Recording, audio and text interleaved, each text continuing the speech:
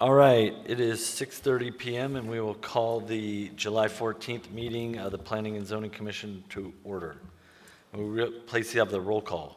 Andre Spinelli. Here. Radhika Krishna. Here. Jim Winchester. Here. Scott Pullis. Here. Jeff Ron. Here. Brandy Eber. Here. Greg Strike. Here. Jared Gardner is excused. You have a quorum. Thank you. And is there a motion to approve the minutes from Monday, June 9th?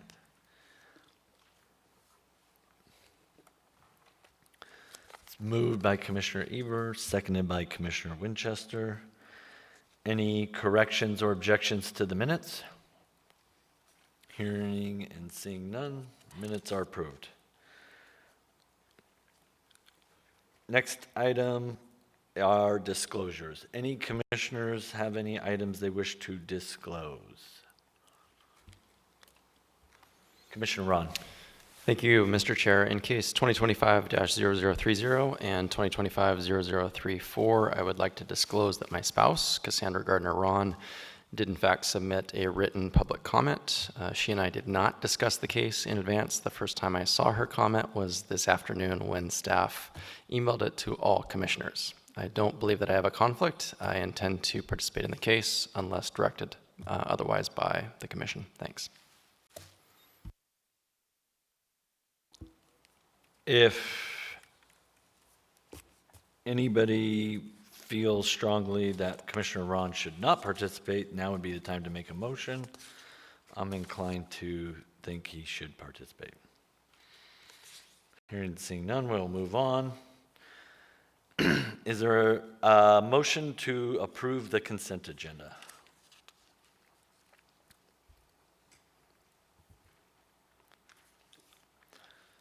Moved by Commissioner Krishna, seconded by Commissioner Eber.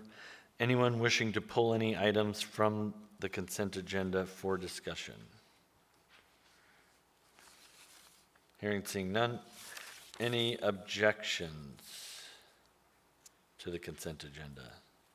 Hearing none, consent agenda is approved.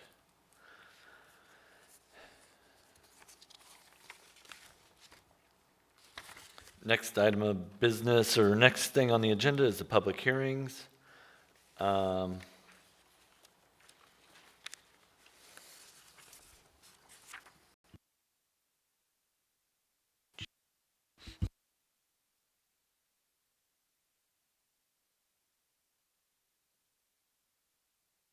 right, I will now read the process by which the public may testify to the commission.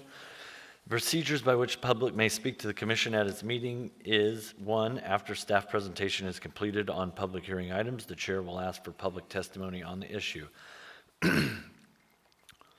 Persons who wish to testify will follow the time limits established in commission rules and procedures. Petitioners, including his or her representatives, will receive 10 minutes. Part of this may be reserved for rebuttal. Representatives of groups, community councils, PTAs, etc. will receive 5 minutes. Individuals will receive 3 minutes. When your testimony is complete, you may be asked questions by the commission. You may only testify once on any issue unless questioned by the commission. Any party of interest wishing to appeal shall first file with the planning director within 7 days of the commission's decision made on the record a written notice of intent to appeal in accordance with AMC 2103-050A4A. Commission recommendations to the Anchorage Assembly are not appealable.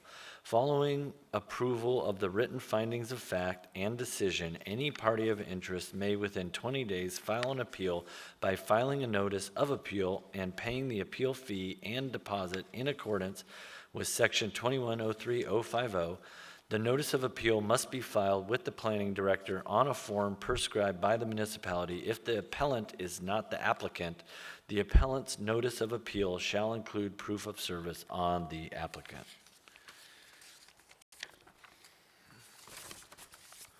May we please have staff presentation in case 2025-0075.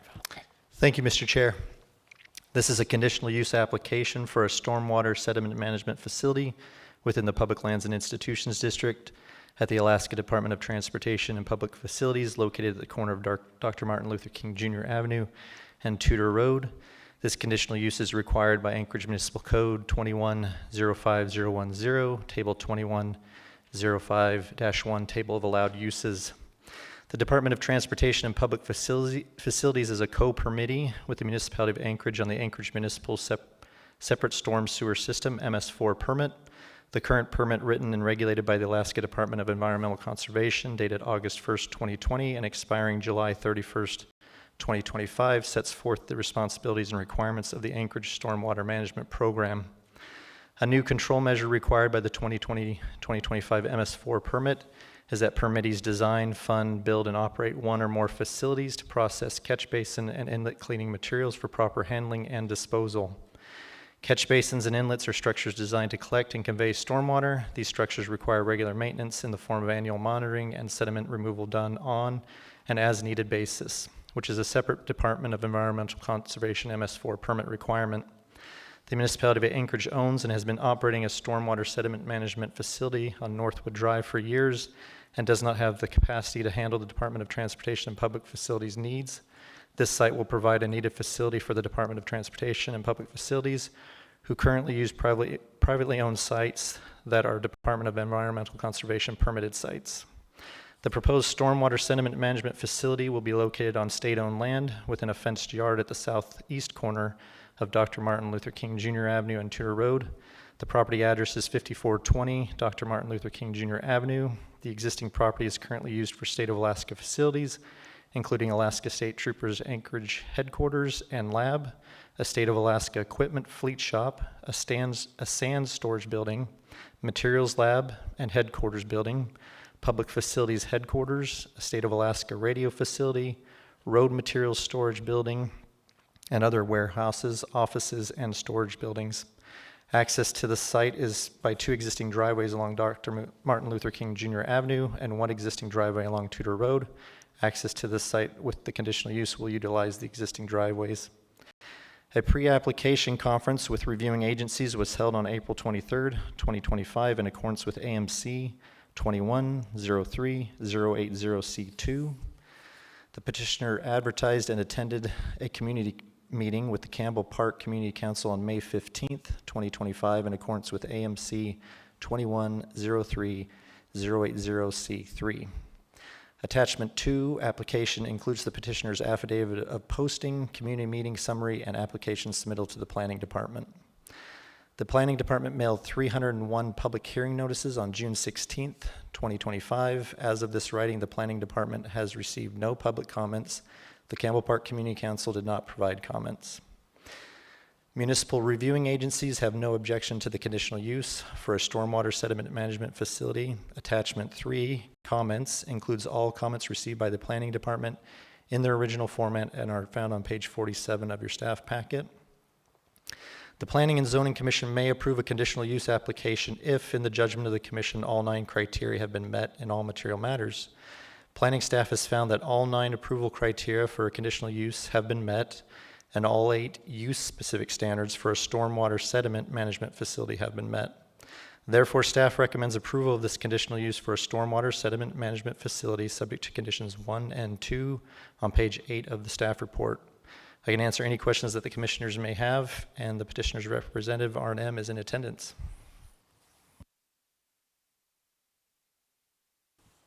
Any questions for staff?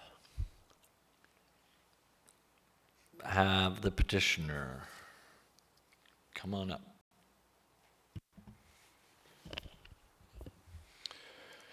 Good evening.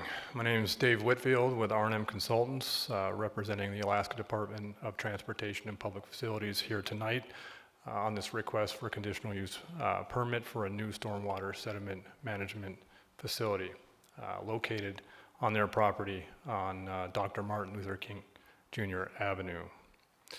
Joining me tonight from Department of Transportation and Public Facilities is Renee Gensel, Kirk Warren, Burrell Nickerson, and Casey Eliason. While I won't need the full 10 minutes for my presentation, I would like to reserve any time for rebuttal. This project did go, as Mr. Hatcher mentioned, to the Campbell Park Community Council on May 15th. The project was generally well received, with most of the questions and conversation revolving around how the facility would operate. As Mr. Hatcher mentioned, the Department of Transportation and Public Facilities is a co-permittee with the municipality of Anchorage on their MS4 permit. A new control measure required by the MS4 permit requires that permittees design, fund, build, and operate a facility to process catch basin and inlet cleaning materials for proper handling and disposal. The municipality has been operating their own stormwater sediment management facility on Northwood Drive for years, but doesn't have the capacity to handle DOT's needs. This facility will provide that capacity and will serve DOT currently and in the future. This project conforms to both the 2020 Comprehensive Plan and the Anchorage 2040 Land Use Plan. It furthers Anchorage 2020's goal for public improvements and services, which encourages a well-planned mix of public and institutional facilities that meet the needs of Anchorage residents. It also implements Policy 6.1 of Anchorage 2040 that calls for sufficient transportation infrastructure to support the growth that the comprehensive plan anticipates. As the Planning Department staff report states, all general standards for conditional use approval have been met, as well as all use-specific standards for stormwater sediment management facility. The facility has been designed with the public's interest in mind. An earthen berm will be constructed around the north, east, and south sides of the facility to provide both a visual buffer and to mitigate any noise impacts. The site currently provides adequate lighting, and therefore no additional lighting is proposed with this development. The facility is compatible with adjacent land uses. The property is currently used by the state of Alaska for operations both day and night. Neighboring the site to the east is an MOA snow disposal site that also operates at all times of day and night in the winter months. The facility will not be large in scale and will operate intermittently only during the summer months. As a result, no adverse impacts are anticipated. The project team has reviewed all conditions recommended on page 8 of the staff packet and have no objections. We want to thank you for your consideration here tonight, and as always, we're available to answer any questions you may have. Thank you.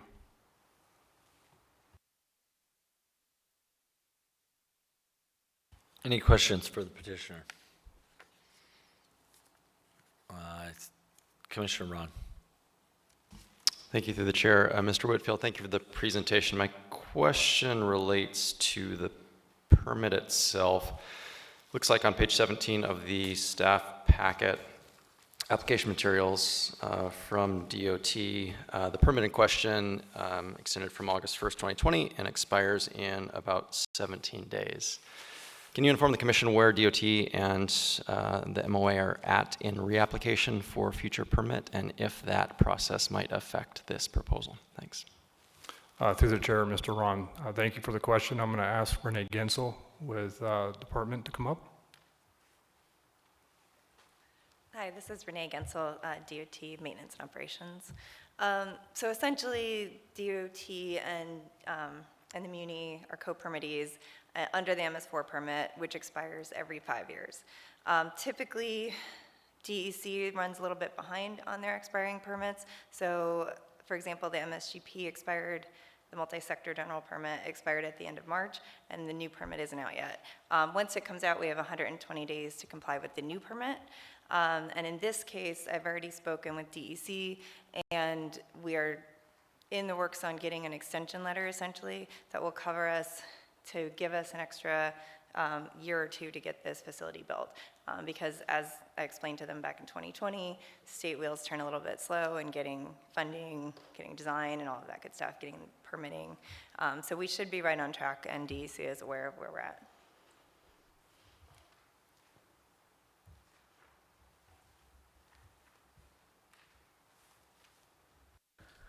I see no further questions. Well, we will open the public hearing. Anybody wishing to testify, please step forward.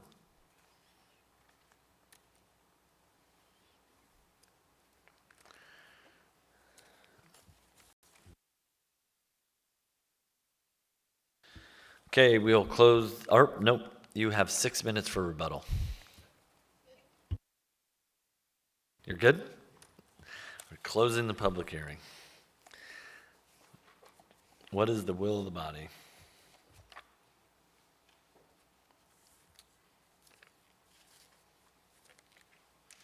Motion by Commissioner Pulis. Would you like to state your motion? I move in case 2025-0075 to approve a conditional use for a stormwater sediment managed facility, subject conditions 1 and 2 as shown on page 8 of the staff report. That's seconded by Commissioner Eber. Commissioner Pulis, would you like to speak to your motion? Yes, I intend to support the motion. As noted in the staff packet, it meets conditional use and use-specific criteria. DOT maintains roadways in the MOA. This will assist them to do that, and there's no public opposition that I heard of. So, Anybody else wishing to speak to the motion? With that, we'll call for the vote. Mr. Strike, how do you vote? Yes. Thank you.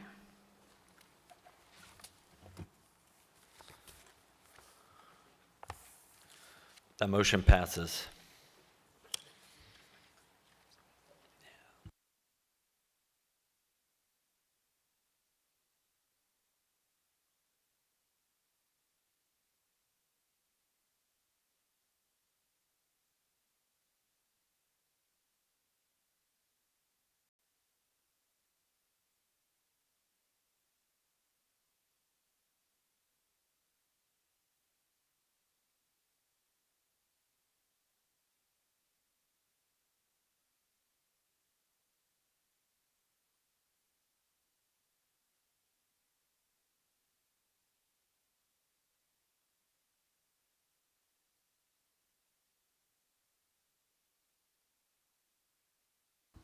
All right. Next up, we will be looking for a motion to combine cases 2025-0030 and 2025-0034.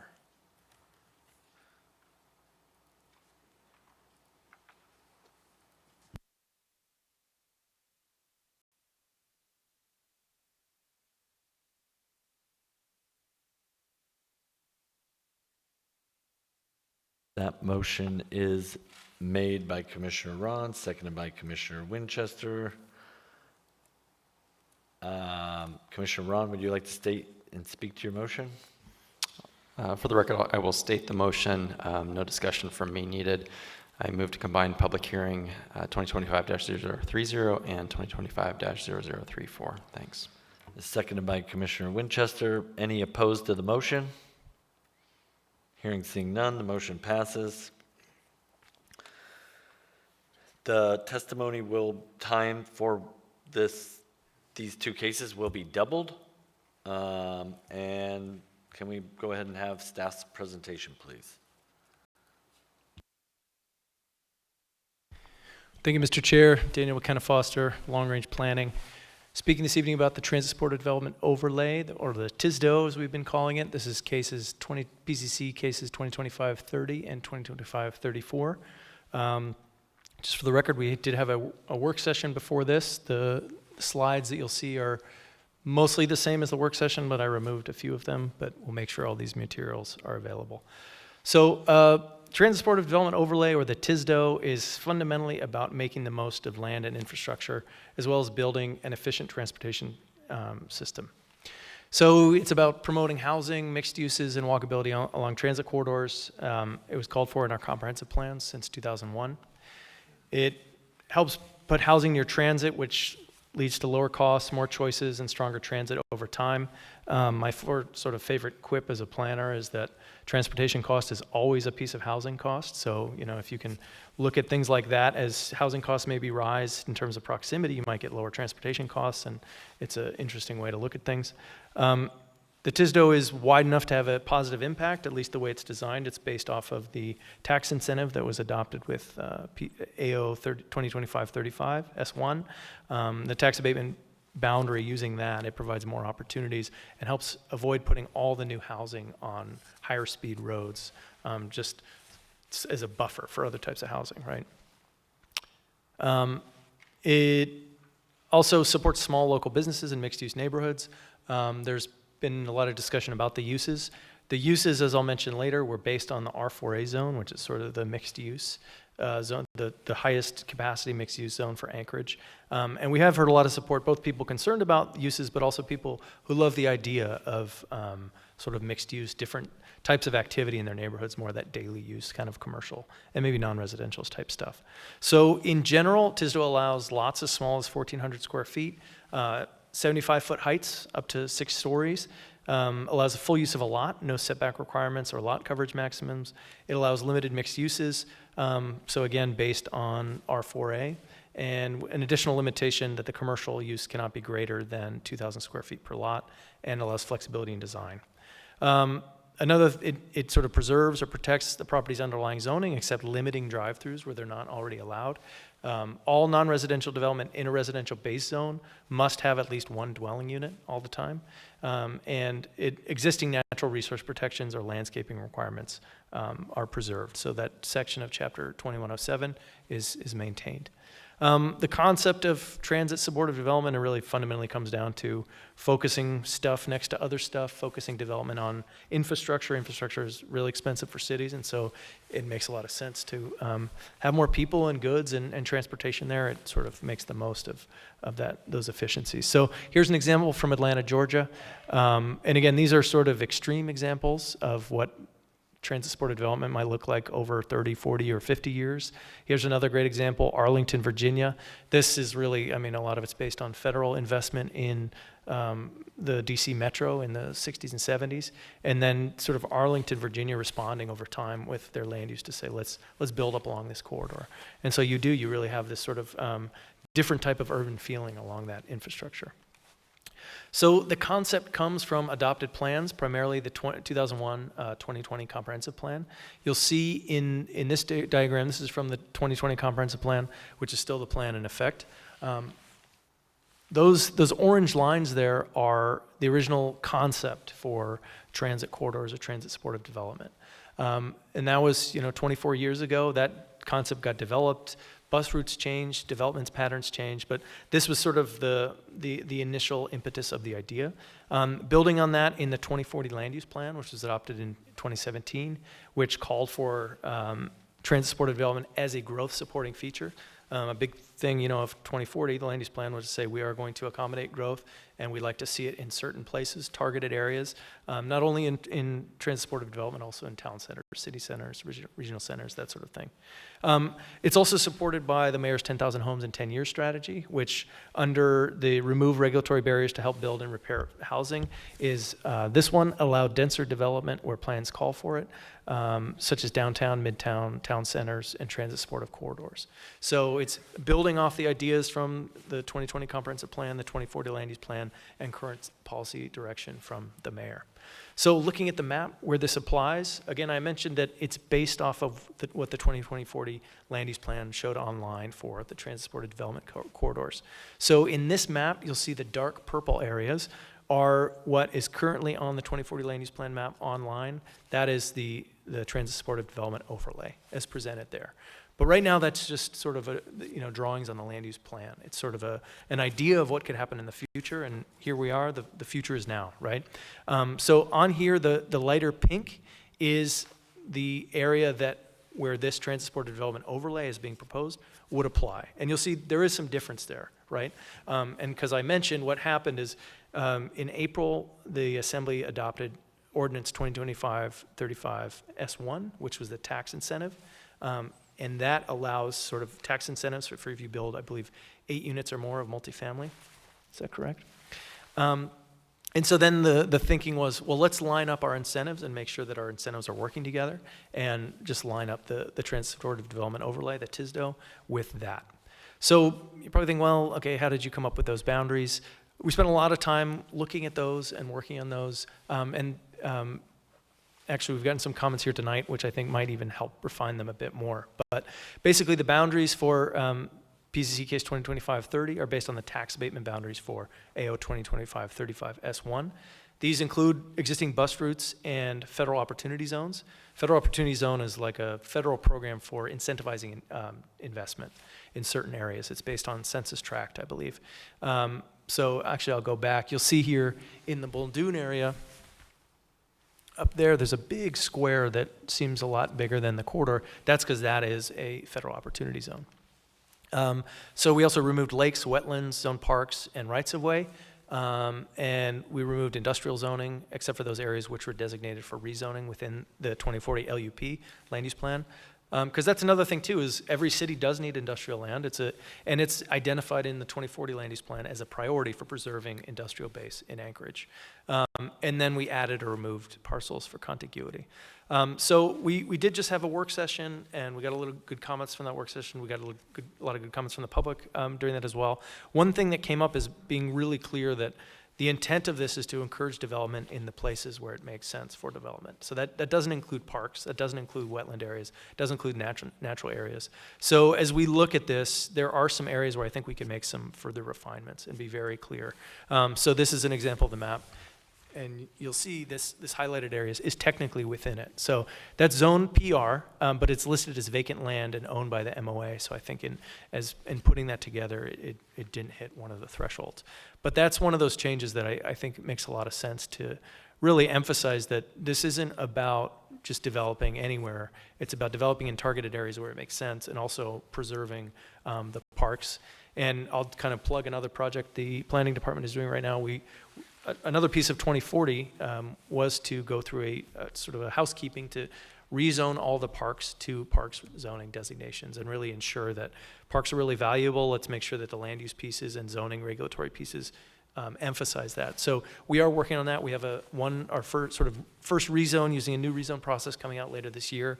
But just to emphasize that I think we could probably make some refinements to this map to make sure that any of these park areas are not included. Just to really emphasize that this isn't about developing in parks or anything like that. It's about developing in areas with good amenities and access to good transit, and we want to just make sure that's clear. So another thing we talked about in the work session just now, and I'll touch on a little bit, is how did we, what were some of the decisions that got us to this point, and what were some of the things that got left on the table? One thing in working in the map is really thinking about how we start from the guidance of the 2020 plan, what's published in the 2040 land use plan, weighing that with the realities of sort of federal incentives, mayoral guidance. And so this is just an example of versions of the map when we were working on this several months ago. So in purple, you see that's the TSDO area as proposed. In yellow, that's a quarter mile off of existing bus routes. And you can see that there are areas that are on bus routes that aren't included in the transit supported development overlay.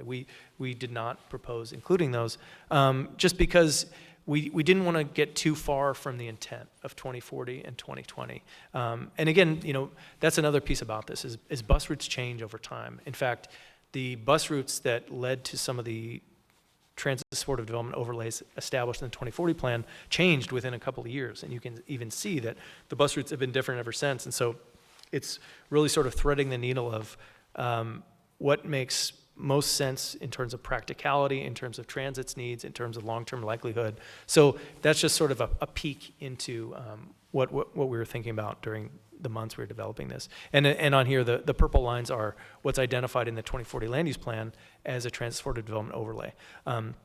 That's interesting too, because you'll see in 2040, it doesn't actually extend all the way down Muldoon. So it doesn't include Muldoon as an entire corridor. It's sort of cut off there. So another piece is when you look at the bowl, it looks like this is covering a lot of acreage.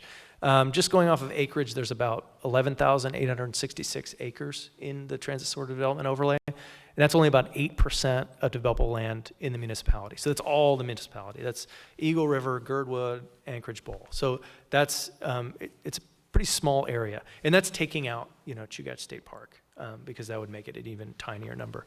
And then this is about 17% of developable land within the Anchorage Bowl. So this map is just showing the bowl. It's just showing the 2040 land use plan boundary, just known as the bowl. So within that, it's less than a quarter of the land. And so it's just saying, we'd like to focus development on about a quarter of the land where we have a lot of infrastructure, and it seems to make the most sense. So I'll do a quick overview of dimensional standards. TISDO allows full use of each lot. That means you have full lot coverage is allowed. You have no setbacks except as required by building or fire review, and no minimum lot, and minimum lot dimensions are 1,400 square feet. One thing about zoning is just because it isn't restricted here, it doesn't mean it won't be restricted by other things. For example, the water utility, they generally require a 30-foot minimum lot width at the right-of-way to connect. Or the fire department or building safety department, they sometimes will require a 5-foot separation. There can be easements, you can't build on an easement, so this doesn't violate any of those. Another thing we talked about is how zoning provides an upper limit, right? It provides a ceiling, not necessarily a floor. So these, rather than thinking about what zoning will cause or predict or incite, you might even say, it's more thinking about, well, what are the limits now that zoning would allow? So this diagram shows something that would be in the Transit Support Development Overlay Corridor along Muldoon Road in a zone that's it's currently zoned R2D. And the smaller houses, those, what's sort of the glass aquarium, you might say, is the current developable envelope. So that's looking at the allowable height, the allowable lot coverage, the setbacks. So if you were building, you could currently right now by permit build up that entire box. But as you can see, most people don't. Those houses are more or less scaled, right? And then the one in the middle is a proposed TISDO developable envelope. So again, we're showing what's possible. We're not showing the absolute full build out because we don't know. A lot of this proposal was designed around allowing the possibility of 5/1 development, and 5/1 is a type of development where it's 5 stories of wood frame construction over a concrete podium, so it's essentially 6 stories, but it's not clear whether that development type is really viable in Anchorage with our soils and that sort of thing, but it's allowing the possibility of that amount of flexibility. And I wouldn't be a good planner if I didn't reference the great cities of yore. This sort of a mix of housing typologies it's a part of cities change, development styles change, and as cities grow up, this is sort of a natural thing that happens. This is Chicago area, another example from Chicago area, example from Seattle, a more contemporary example from Minneapolis. This is actually a good example of a 5/1, but you see it's actually probably a 4/1. So it's got that concrete podium and then wood frame construction above. And this is, in the last 20 years, this was a real innovation in building technology, because previously you couldn't connect, I won't say what you could or couldn't do, but my understanding is that once this became allowed by building code, it enabled a lot of new types of housing to go in, a lot of city and urban areas. And by having that density, it does allow the kind of things like you could have retail on the first floor or something like that. But it's not all about height, right? It also allows, because of the lot size and the coverage, it allows a lot of flexibility on the smaller scale. And it allows this type of housing, which my entire 10 years as a planner, I've always heard people talking about loving to do this. It's always difficult to do it. There are a number of reasons why. Financing might be one, but lot size minimums are also often one. And so, our lot coverage and that sort of thing. So it isn't just about height, it's also about a much wider range of flexibility in what could be built. Here's a sort of specific example, and it's scaled, but nobody's gonna hire me as an architect or designer, which is fine. This is an actual lot off of A Street, and it's about 4 acres, and the zoning right now is R4. So R4 zoning allows a range of housing types, but say somebody says, I wanna do the single family housing product. Minimum lot size for that housing type is 6,000 square feet. So if you divide that up, you get about 22 6,000 square foot lots. So for Anchorage, that would be awesome to get that much housing, right? But it would also get us a lot closer to our goals if we got more housing. So the top is if you allowed to the Tisdale lot size, which gets down to a 1,400 square foot lot, and then you get 78 78 of these lots. So 78 homes would be even greater, right, for us to get it to our goals. Now, again, these are sort of the extremes. Who knows if this would happen or not, but the top example is if you had that many more houses on smaller lots, everyone has access to the road. The road is, I think it's the standard width, and that's what you could do. And you would even have a little green strip in there. So I'll go quickly through some of the design standards and some of the other stuff. Design requirements, exempt from open space. We had some discussion about that.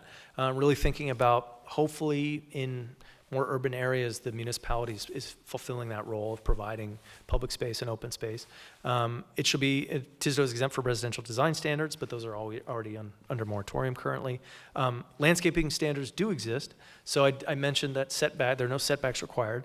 But if you have a property in a Tisdale overlay zone and next to one that isn't, there will be a landscaping requirement. And the landscaping essentially serves as its own setback. Generally, it's 8 foot, starting at 8 foot is the minimum width. So again, just because the code says you don't have to do it, it doesn't mean another piece of code doesn't mean you have to do it. Multiple structures allowed on a lot, and developments are exempt from the height transitions for neighborhood compatibility. So again, not to bore you too much, but here is the landscaping table. You can see wherever Tisdale is next to Tisdale, there's no landscaping requirement. But where's Tisdale next to another zone, there is a landscaping requirement, and that essentially becomes a setback. Again, natural resource protection areas, if there are any conflicts, the provisions of natural resource protection shall govern. So that was something we heard a lot, and we make sure to make that very clear about it. District-specific standards, so I mentioned all non-residential development except community uses in a residential zone must have at least one dwelling unit. And all non-residential development shall be no greater than 2,000 gross square feet.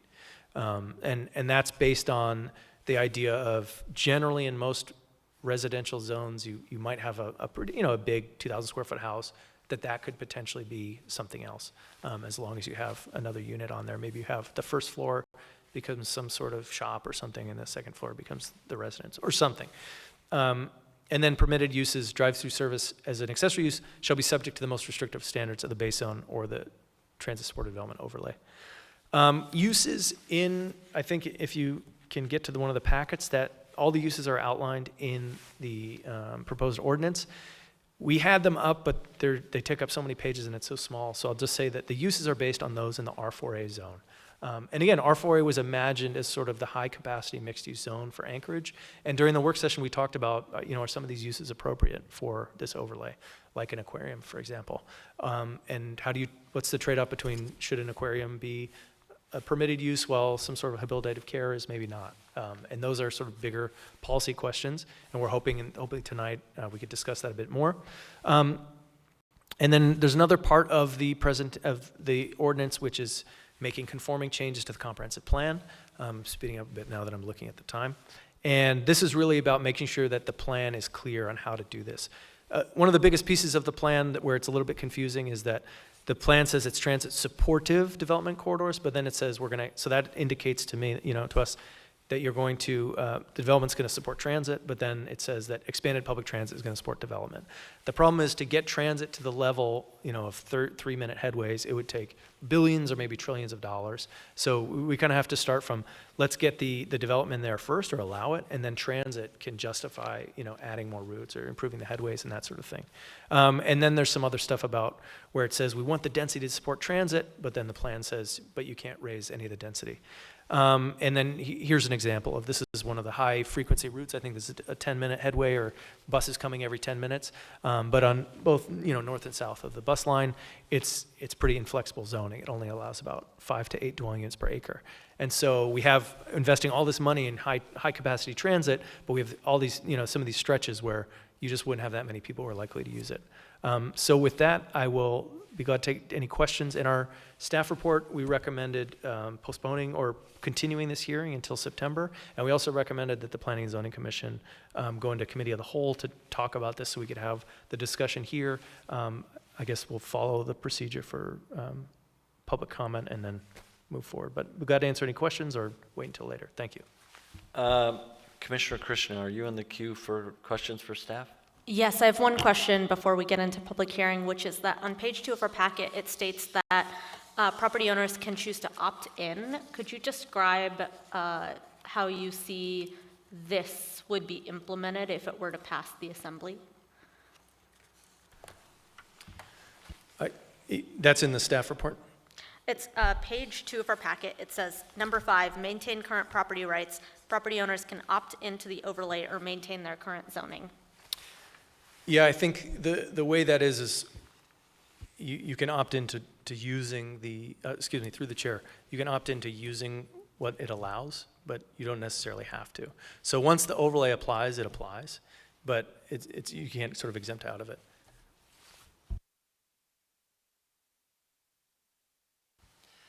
Through the chair to Commissioner Krishna, if I may. This Melissa Babb, Planning Director for the record. For instance, in the B3 zoning districts, B3 allows more uses and more types of buildings than TISDO would. So this would allow you to either use the B3 or the TISDO, and vice versa for those residential districts, for example, that are more restrictive. Then you could either choose to stick to your residential district zoning or use your TISDO allowances. May I ask a follow-up question? And do you believe that all of those cases would be covered under the section in here that states that when there's a conflict with the underlying, with the base zoning district, the more flexible standards shall apply? Is that synonymous with what you just said? Through the chair to Commissioner Krishna, yes, that is the intent of that section. Thank you.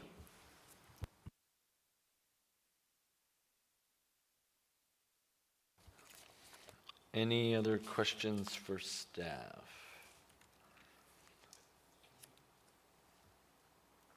Commissioner Polis. Can we just recap the downtown question that the commissioner asked during the work session, just one more time for the public?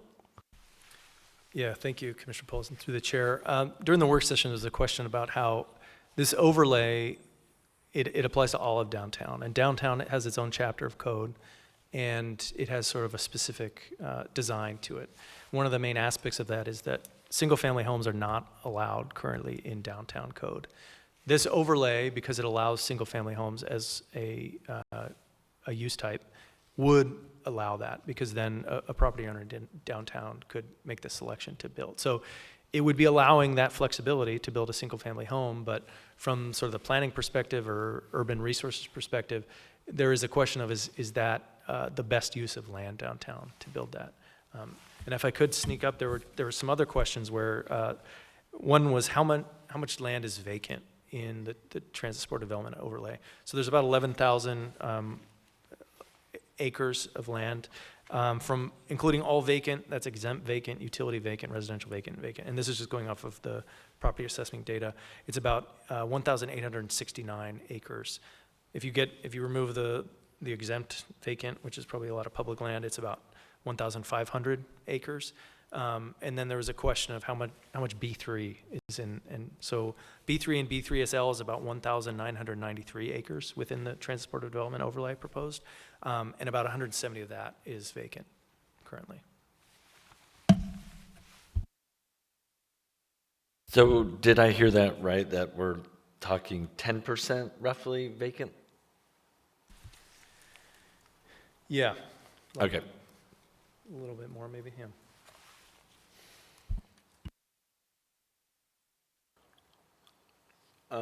Any other questions for staff before we go to the public? Seeing none, we will open the meeting, the public hearing. Anybody from the public wishing to testify, please step forward, state your name. Let us know if you're speaking on behalf of a group or as an individual. You hold on back. Let's work on find some buttons to push till that. Oh, there you go. The mic's on now. Is that better? That is better. Okay, sorry. My name is Dwayne Hyman, and I'm representing St. Mary's Episcopal Church at the southwest corner of Tudor Road and Lake Otis Parkway. And I've asked for this paper to be distributed to you because there's some images that just help visualize what we're doing. Bottom line is we support TSDO because we think it's going to help and expand options for us to develop 120 or more affordable housing units on 9 excess acres that we have out of our total 19-acre campus. The first picture shows you the existing buildings that we have, including the Thomas Center for senior living, and then the potential road to come south of Tudor is where the conceptual 120 units right now, it looks like with existing zoning, could be put in. I think many of you are familiar with St. Mary's. We've been involved in a lot of community things over the years. Currently, we're involved with 69 partners in different service organizations, and we've had the state's first creative play school, and then the Thomas Center, and a whole bunch of other things.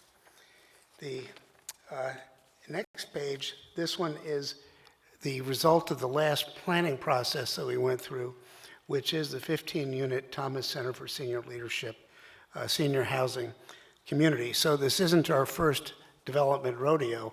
It's bigger and more challenging, but we have been through this before.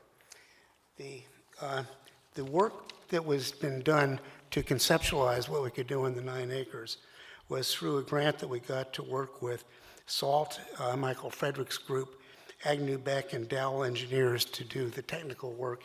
And we have a couple hundred pages of due diligence that we've done that's on a website that's available to anybody.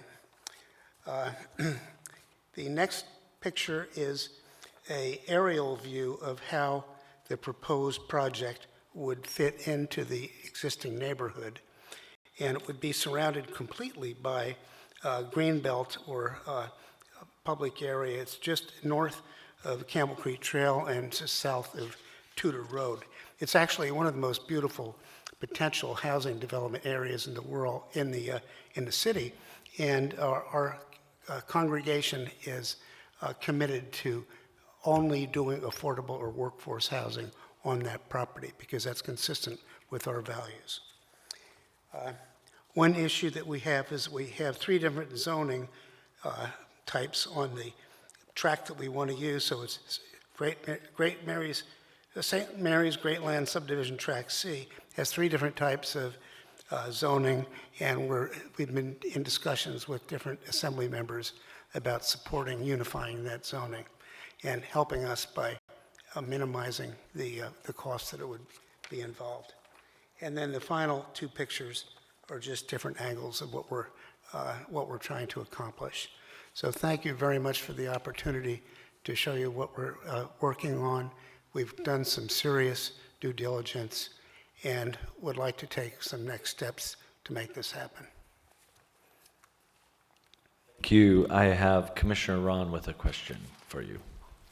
Thank you through the chair, Mr. Heyman. Thank you for your presentation. Appreciate the graphics and the good work that you all are doing. Maybe a combined question for you and staff. Are the parcels that you're speaking about, do you know if they're currently within the TSDO boundary or are they outside of it? Given the granularity or lack of granularity we have before us today, it's tough for me to tell.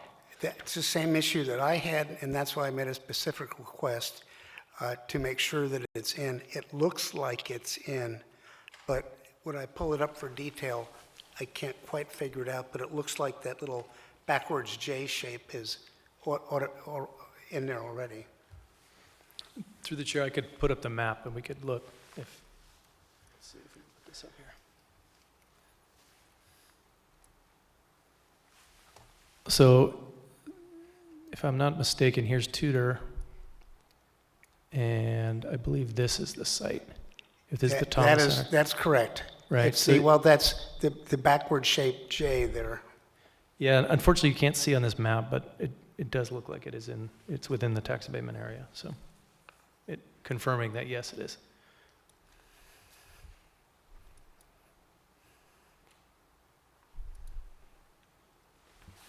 Good question from Commissioner Krishna. Yes, again, and maybe to you and maybe to staff, but would the TISDO be preferable for you because it allows for such higher density than RO, R2, and R3, and therefore would allow you to bypass the zoning process to develop the multifamily? Is that the benefit of this, or could you describe what other benefits you think this property would I receive? think a simple answer to that would be that right now we think that the existing zoning, if unified, would support around 120 units. It's hard to tell exactly how much more could be built with TISDO, but if we could just add another layer of housing to another floor of housing on the buildings, it'd be maybe an additional 30, but possible more. And then you get into the issue of the what is it, the 5+1 or steel and that kind of thing. You get into all kinds of trade-offs. If TISDO were to allow for a lot more units, then you might be able to justify steel construction at a higher level. And I won't put staff on the spot by asking them how TISDO might change what's allowable on this site, but I think as a test case, this might be an interesting site to look at. Thank you. We do volunteer to be a guinea pig, try and help the Thank you. process. See no more questions. Thank you for your testimony. Thank you.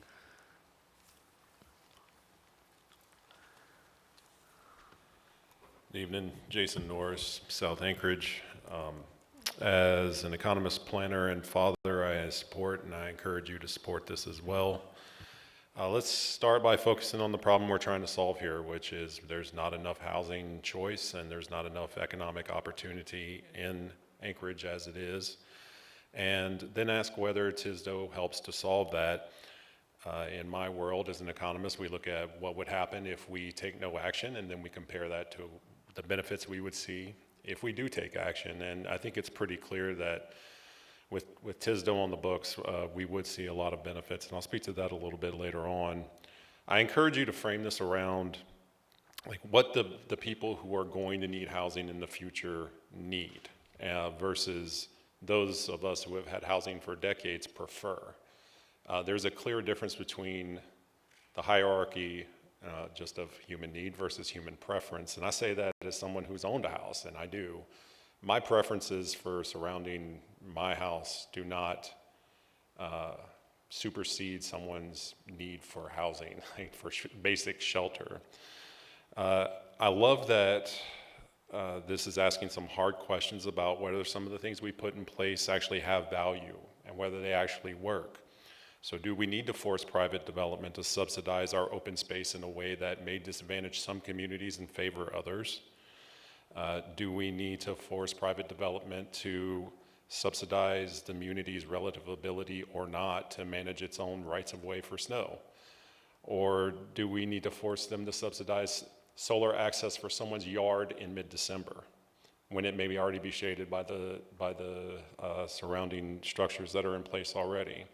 You know, we figured this out. We asked this question with parking mandates, and the clear and obvious answer was no, it's not worth it.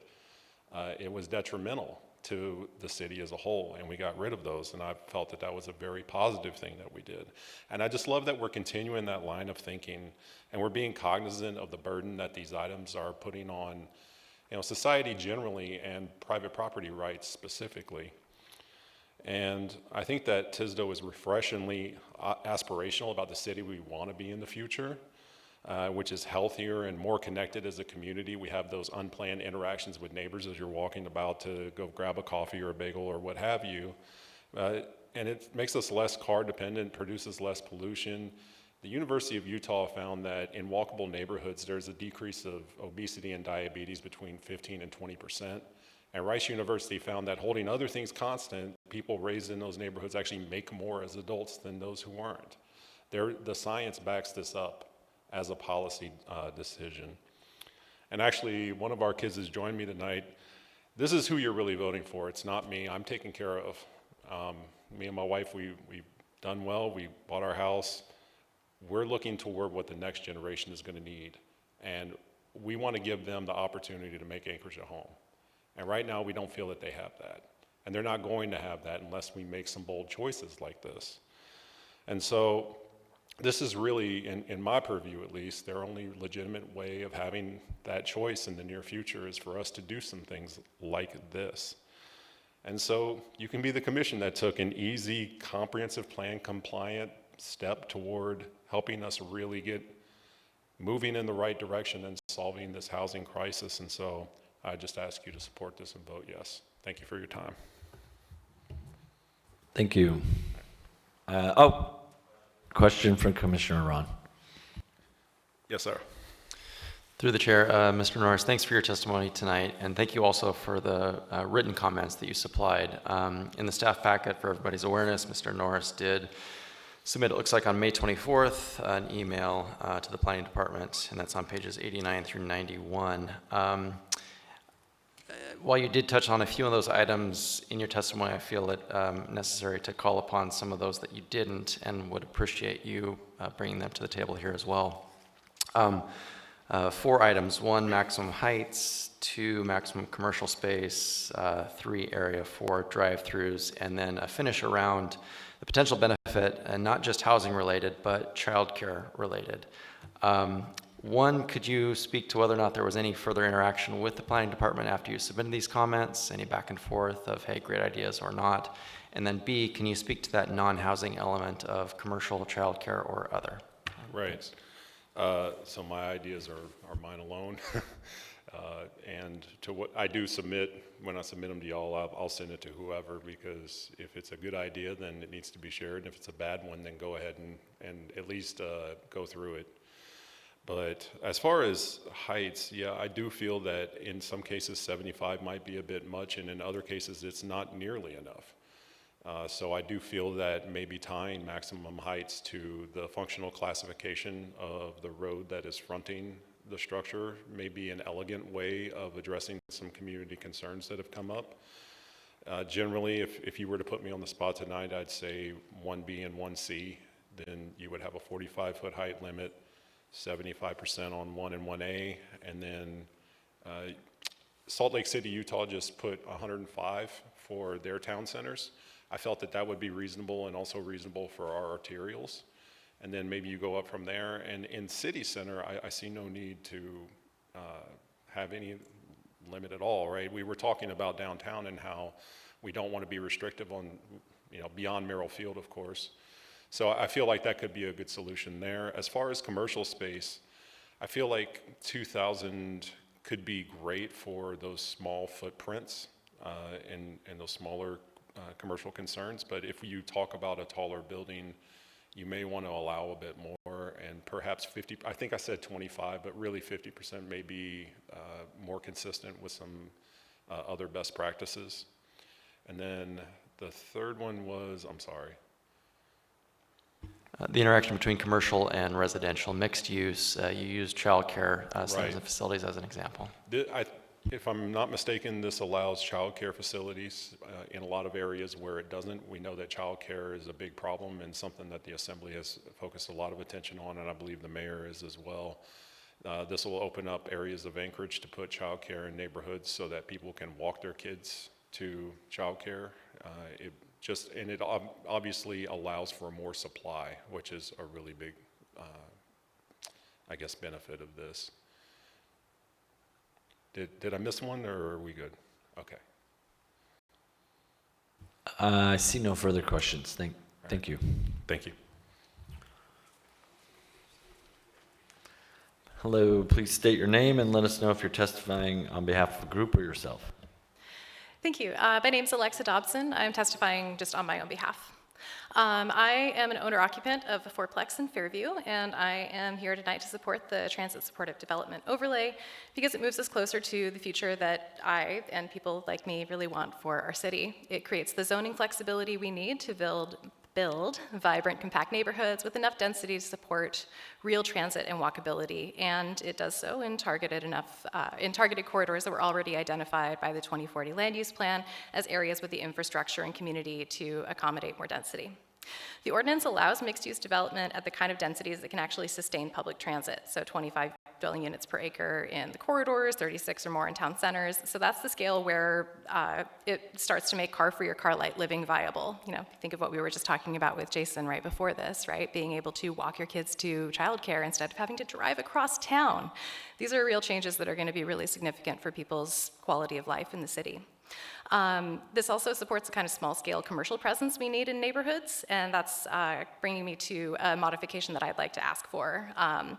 And that has to do with the non-residential development limit of up to 2,000 square feet, as long as it includes at least one dwelling unit. And the idea is to open the door for neighborhood businesses, so cafes like Fire Island in Airport Heights, grocery stores like New Sagaya City Market in South Addition, local restaurants like Rustic Goat in Spenard.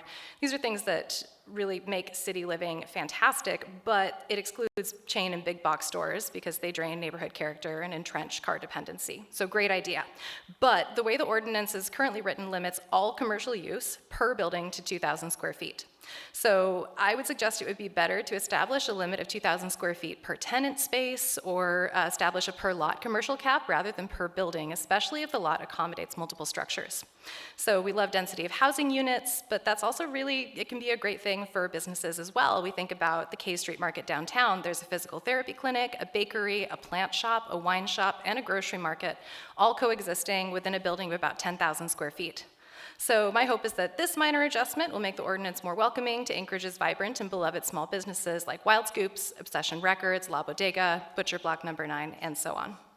I did have a second modification I wanted to talk about, and that had to do with drive-through businesses, but it sounds like we have already advanced from just restricting them to banning them outright, which is awesome. Thank you, guys.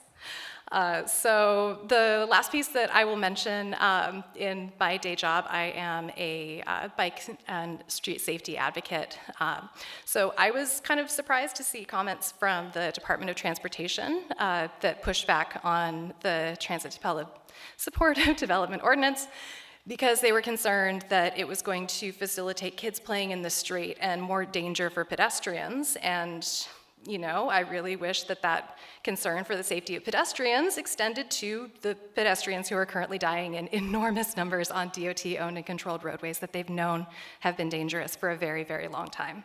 So I really hope that we'll kind of keep that in mind and not have that attitude when it helps us push back on increasing density and availability of housing, but not when, you know, it could actually save lives on streets. So to wrap things up, I really just hope that we can, you know, design our city for the kind of everyday life people want. So you can pop down to the corner store for the ingredient you forgot for dinner. You can walk your dog to a local cafe. You can go out for a drink without having to worry about getting a DUI because you didn't have to drive. It still blows my mind that we ever had parking minimum requirements for bars. Seriously.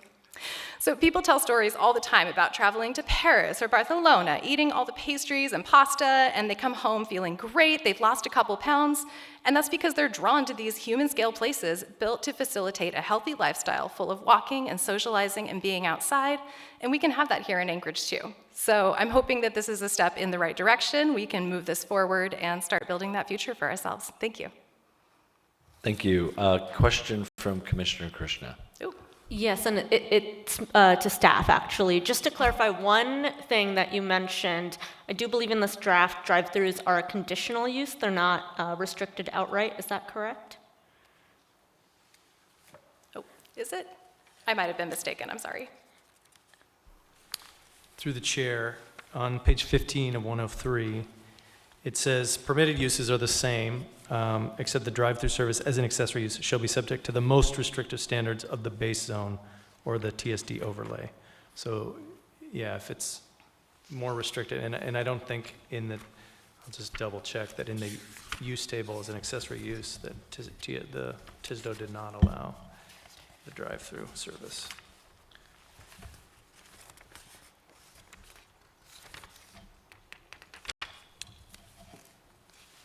I'll get back to this. Okay, I see no questions for you. We will follow up with our staff answer after, if that's okay with Commissioner Krishna. All right, thank you. Next.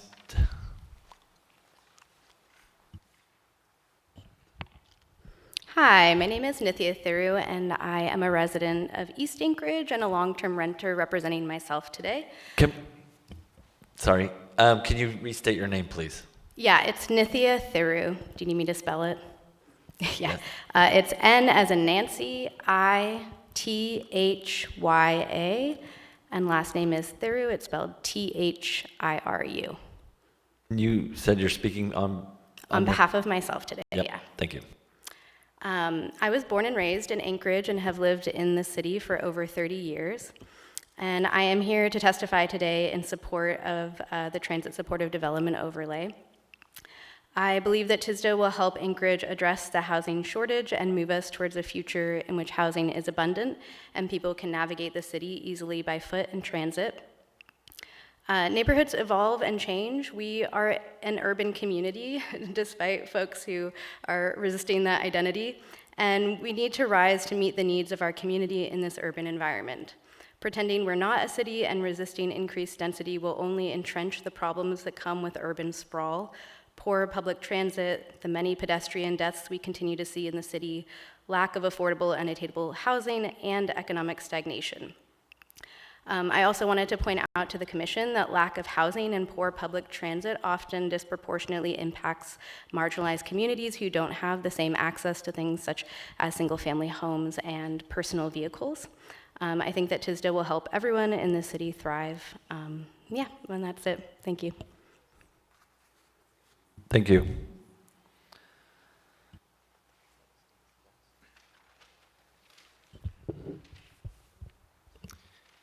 Good evening, my name is Will Walker. I live in Spenard, representing myself. I strongly support both of these ordinances and would urge your support on them as well. As has been mentioned, I think our community is recognizing that we have a real housing crisis in Anchorage, and I think that these ordinances would be a big step at addressing that by especially reducing the regulatory burden and barriers to development, especially in the places and parts of town that could best support that development around kind of our larger roads and transit corridors. And allowing more flexibility of housing types in those areas as well, that ideally could then allow for different units at different price points that could work for different family models or situations or income levels. I also am I really support and like the mixed use element of it. One of the previous testifiers mentioned, many of the neighborhood businesses that communities appreciate, Fire Island and Airport Heights, Rustic Goat and Spenard, and allowing more of those uses can help develop the kind of more vibrant neighborhoods and communities that I think would be wonderful to have in Anchorage and more parts of town and increasing that. Additionally, I think it could create kind of a better positive feedback between housing and transit and transportation by, over time, increasing the density in these areas along these corridors, and then ideally helping to foster that kind of quicker service and increased routes of public transportation, better walkability in those neighborhoods. I'm especially excited about this as someone who lives in Spenard. I think one of the more walkable areas of town. I think we would really benefit from kind of these reduced restrictions to allow for better development in our neighborhood. The Spenard Corridor Plan itself calls for overlay districts to support transit supportive corridors. And so very supportive of that. I did submit written testimony on last Friday. One thing to potentially take in consideration, I'm not an expert, but is how the proposed map relates to kind of seismic risk. And there are just a few areas that, from looking at the ground susceptibility map, kind of parts of South Addition, the northern part of downtown, kind of north of 3rd Avenue. Those are the kind of level 5, very high risk. So I don't know if those parts at all make sense to potentially exclude from the map if we don't want density potentially in those areas. I'm not an engineer, so I don't know if those would have an effect or not. But yeah, I urge your support on these ordinances and hope that we can make Anchorage into an even better place to live. Thank you. Thank you.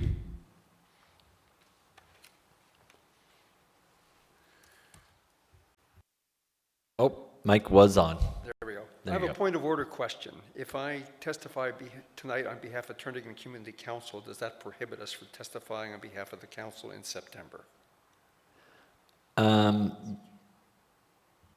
Yeah, you just need to choose one. Okay. And granted, I don't know what's going to happen in the future. So, So tonight I'll be testifying on behalf of myself then, to reserve our time. all right. So my name is John Isaacs. I live in West Anchorage. I'm on the Turnagain Community Council Board and co-chair of our Land Use Committee. We support the concept of transit-supported development corridor and facilitating higher density growth within it, and also the mixed-use development. However, we have concerns with the geographic extent and the technical reach of this ordinance and the public process associated with it. We feel it needs modification with input from all stakeholders in a more robust public process. In addition to the staff recommendations that the process is extended to a second hearing in September, I am requesting that a stakeholder working group be established to review and suggest modifications to this ordinance. I served on a working group for site access that was very successful. We had a great group of stakeholders and we resulted in a better ordinance with more compromise. Later in my testimony, I will address some of the specifics that we might address in a working group. As currently written, the TSDO overlay is a far-reaching proposal that covers a large portion of the Anchorage Bowl, primarily within developed older neighborhoods. The concept was developed and advanced in the 2020 Comp Plan, the 2040 Land Use Plan. It appears to conform with general recommendations of some previous district plans like Spenard Quarter and Anchorage Downtown, and is refined at the parcel level with the assembly map that was adopted for the tax overlay. When the parcel level tax overlay abatement map was approved this spring, we had supported that, but we had assumed that the underlying zoning would stay intact and require rezoning for large multifamily units and other large uses. However, the application of this ordinance and the overriding underlying zoning, both the density and allowed uses and the dimensional requirements, minimum lot size, setbacks, height limits, and the limited public notice for both the implications of this ordinance and how it's going to be implemented, we find alarming.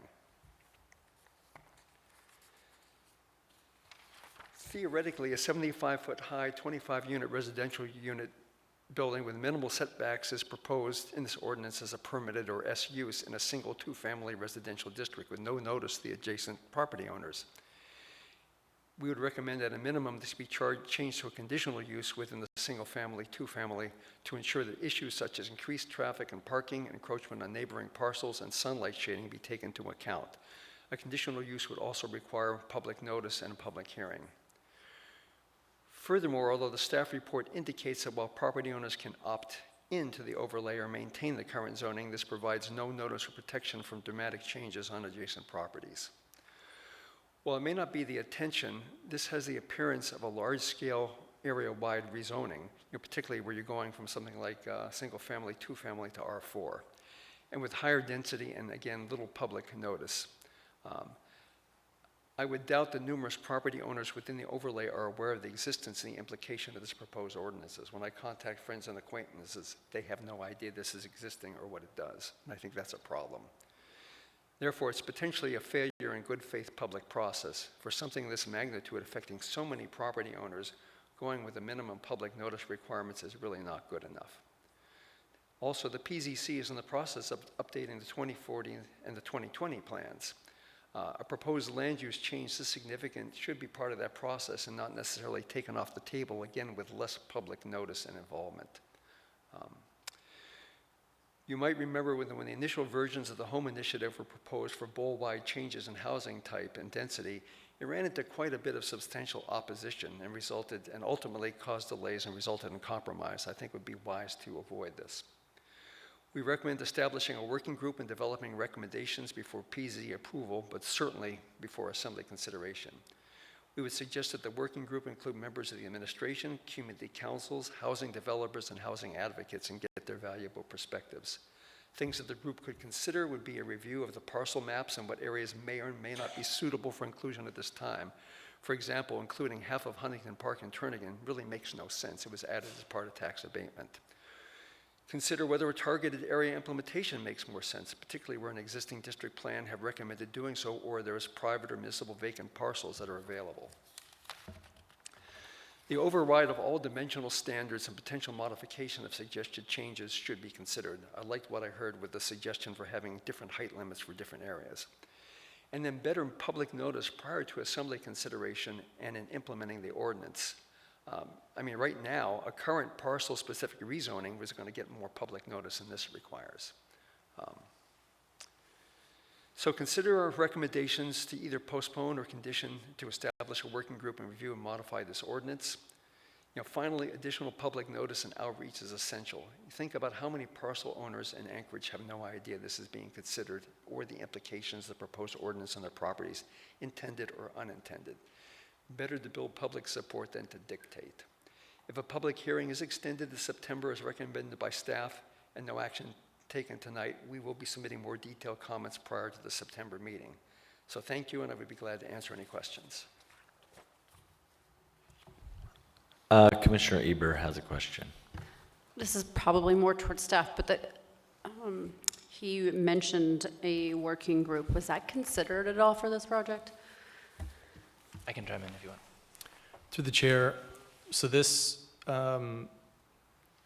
this proposal didn't originate with the planning department. It came from sponsors outside, and so we worked with the sponsors on that, and then the administration signed on as a sponsor as well. So it sort of had a group. It wasn't the same working group as site access, but I think we've talked about that. It just comes down to sort of timing, I guess, and if the powers that be direct us to put something like that together or not. Yeah, through the chair. It seems like a great idea to have more conversations and more public awareness of what's happening here. I think that's one of the reasons you'll see the recommendation to continue the hearing until September. That would give us a chance to convene community meetings, both at the community council level and also something more akin to a working group between now and then. So absolutely considered. Thank you. No more questions.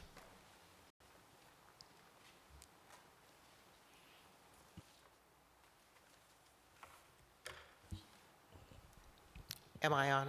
Yes. You are on. There's quite an echo there. Should I stand back or what? Close it. Okay. My name is Eleanor Andrews. I live downtown. I've lived in 5 houses downtown that I bought and remodeled. I was at the beginning of the community councils with Laney Fleischer back in 1977, been involved in and out. I'm here as a person, although I am on the executive committee of the South Addition Community Council. When we heard about this overlay, when it was first posted, we called the planning department, and our board chair, John Thurber, was able to get the planner and Graham come to our meeting, which we had last Monday. So we had a 2-hour work session, which had mixed results. We have a bifurcated meeting. People were there in the room, about 20, with about the same number online, and it was just not good communication. There was too much fast talking, jargon, and whatever, and I felt like we were getting this through a fire hose. So I'm here to express my concerns, which I will read to you for the record, but I do want to say that having listened to the comments before mine, I see that there may be value in what you want to do, but like that old blues song, it's not what you do, it's the way you do it. And the way we've done this is not have enough public notice or process before you take action. And another public hearing in September is good, but there needs to be a lot of work done in the interim so that when people come, either public or staff, there will have been very broad participation, which has not happened here. My community council is the only one, through our insistence, that got a chance to work with staff on this ordinance. So I'm going to read what I brought. Not to be a negative Nelly, but I'm sure that the next time I come, I'll have something positive to say. In the last couple of years, we citizens have been flooded with ordinances changing or proposing to change fundamental residential zoning rules.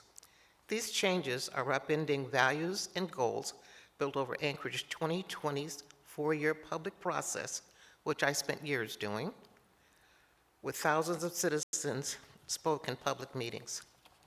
Since 2023, and this is when I got involved in our community council, zoning changes have eliminated residential and commercial parking minimums, eliminated single-family housing, redefined duplexes to include 2 detached buildings, approved a 3-year pause of certain designs for units 5 units or more, waived requirements for variety across the building facades. They will eliminate spacing among buildings, pedestrian access to front doors, sunlight design features and landscaping, reducing setbacks from 10 feet to 5 feet for many neighborhoods. Now we're faced with a proposal to make even more profound changes to our residential neighborhoods. The Planning and Zoning Commission is holding a hearing on this proposal before affected neighborhoods who have been informed of this, who have not been informed of these proposed changes, much less given an opportunity to ask questions and understand its implications. It should also be pointed out that it was scheduled right after the busiest weekend of the year. So we got notice, and it was scheduled right after 4th of July weekend. People were doing other things. Public hearings and testimony should come after the affected parties have been notified and provided with a clear and complete summary of proposed changes and given the chance to ask questions or make comments. The proposal finishes the shredding of traditional neighborhood power standards that invite people to walk, assure sunlight into neighboring properties, minimize traffic or neighboring streets, and build urban enclaves by targeting density and not sprawling. I've been in Anchorage for 60 years. The People Mover service was great when it started. It was enhanced once or twice, and it has been diminished or frozen for about 20 years. So to try to build around transit corridors that may not exist. Transit has always been aspirational here. People want it, but they don't want to pay for it. The taxpayers don't want to put anything into it. And if any of you ever been to an AMATS meeting, you might as well get sentenced to prison.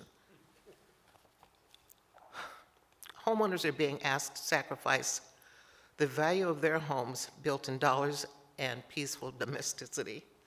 There have been no consensus that homeowners want more zoning. We just want to achieve our goals of 2020.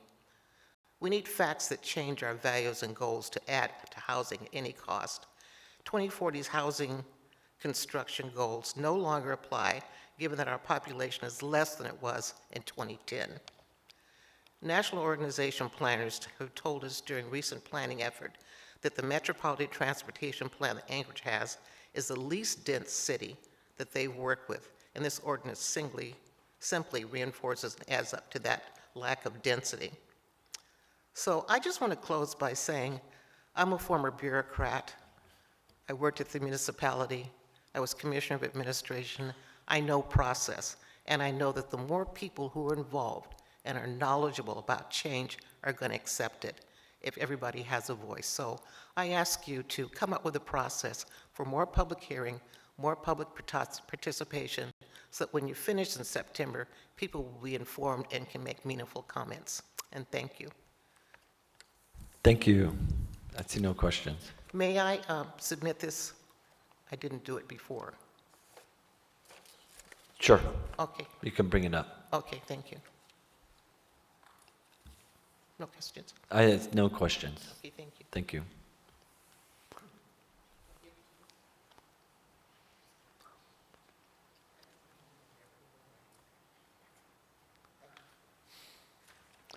All right. Please state your name and let us know if you're testifying on behalf of a group or yourself. Hi, my name is Anna Boson. I'm testifying on behalf of myself. I am also an executive board member for the South Addition Community Council, but not speaking on their behalf.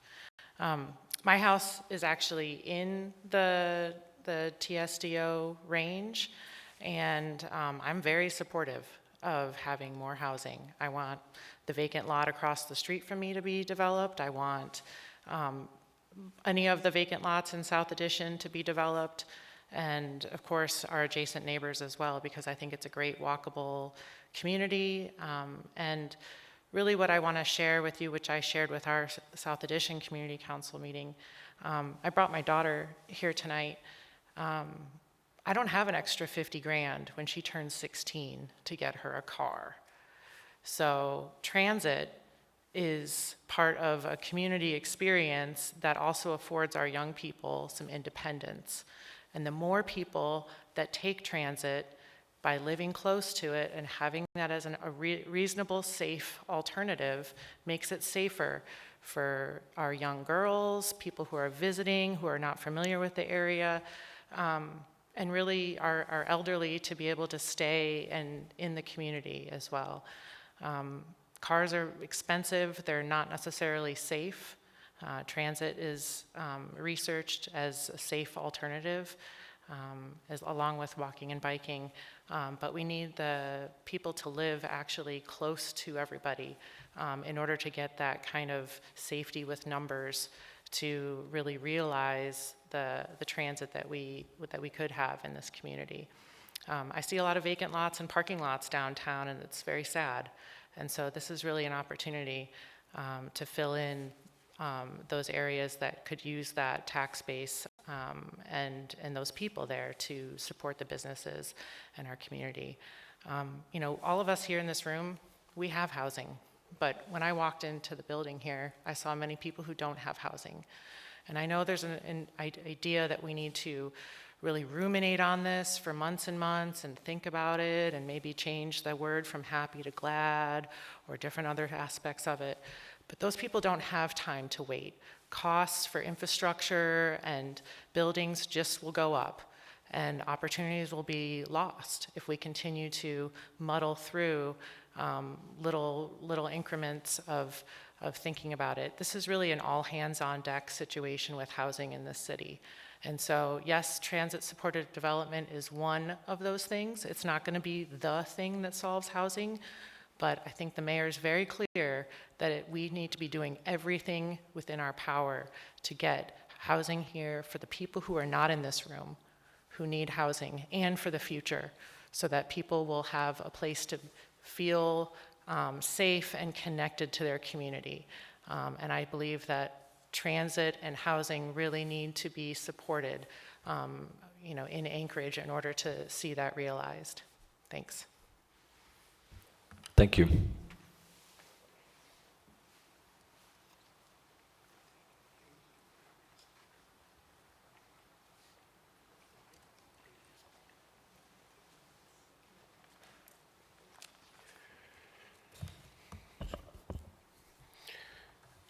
Hello, I'm Stephen Callahan. I live in the UMed district. Speaking on behalf of myself tonight. I'm also the president of the University Area Community Council. Basically, what I'm hoping to see happen here is this get extended through September. There are no community council meetings until the first week of September. And we haven't had time to really comment on this. Anyone from the community council area? I don't think we've had time to read it. Hopefully, we'll have a presentation from the planning department, perhaps at the next community council meeting, which will be the first week of September. That's basically it. The one concern that's come up in the past, and I believe I've mentioned it here in front of the assembly, is there is some concern in the UMed area of losing the character of some of the long-standing neighborhoods that are basically R1. We have very little R1 zoning in the UMed area. And there's been some concern that you know, this, as well as other types of development, could change character in a negative way. That's all I can think of. And of course, we might be joining Tudor area. This might affect Tudor area as well, if they ever finish the boundaries for the new community council areas. But I haven't heard anything from Tudor area either, so. It would be nice to have at least till September, if not more time, to actually get some comments back from people. That's all. Thank you. I'll probably be back representing the university area. Okay, thank you. Anybody else wishing to testify before we go to the phone? If seeing none, we'll go to the phone testimony.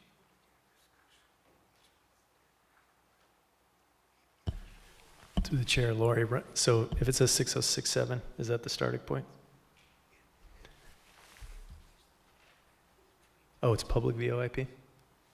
Okay. 9907?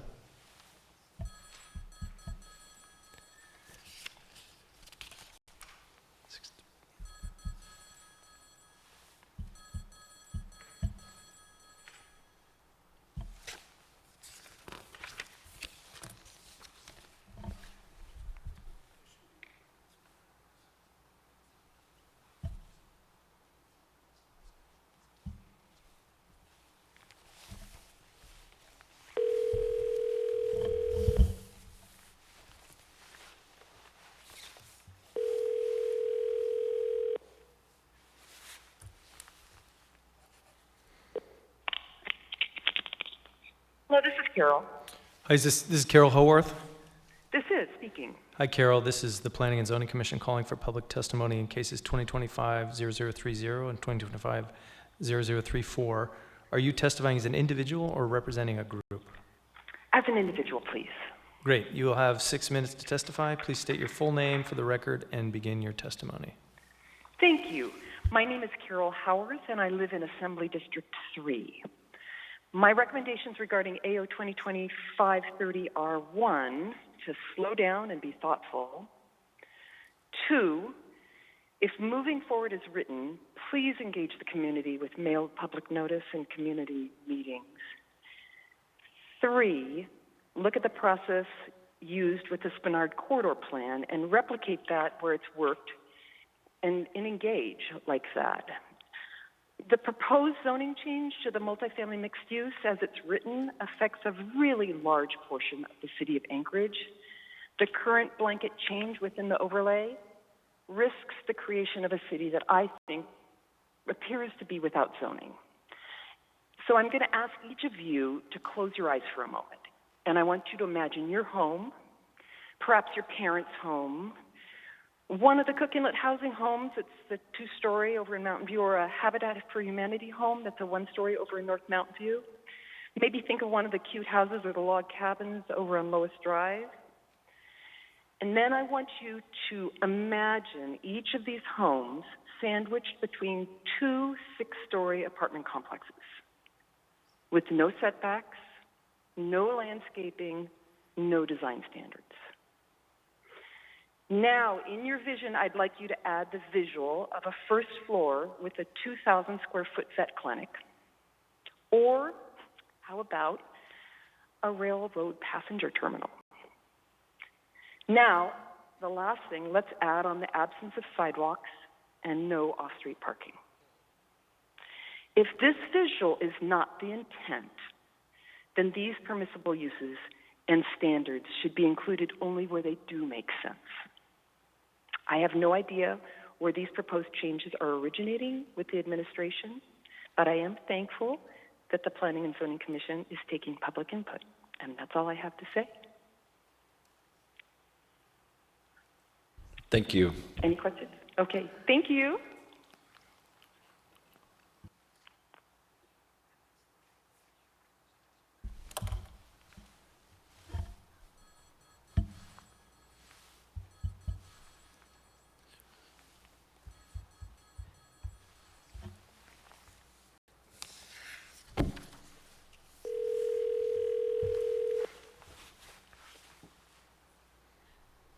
Hello? Hi, is this Davina Napier? It is. Hi, this is the Planning and Zoning Commission calling for public testimony on cases 2025-0030 and 2025-0034. Are you testifying as an individual or representing a group? Representing a group. Okay. You will have 10 minutes to testify. Please state your full name for the record and begin your testimony. My name is Davina Napier, Board Chair of YWC Alaska and resident of Jewel Lake. Ask for a yes vote on this ordinance. Housing has long been used to divide, to deprive, and to debase minority communities. The legacy of those deliberate actions can be seen in the housing crisis we are dealing with today. The long-term effects of segregation, restricted covenants, redlining, and discriminatory lending have resulted in a situation where our minority communities must work twice as hard for half the housing. We saw the minorities were disproportionately affected by the subprime mortgage crisis and disproportionately left out of the recovery. This AO can help to begin rectifying the harms of the past by encouraging much-needed investment and redevelopment of the areas of our cities most heavily affected by systemic inequalities surrounding housing. Not only is this good for families, good for workers, and good for businesses, it's the morally correct thing to do. Please help Anchorage heal from the sins of the past by voting yes. Thank you, and I yield my time. Thank you. I see no questions.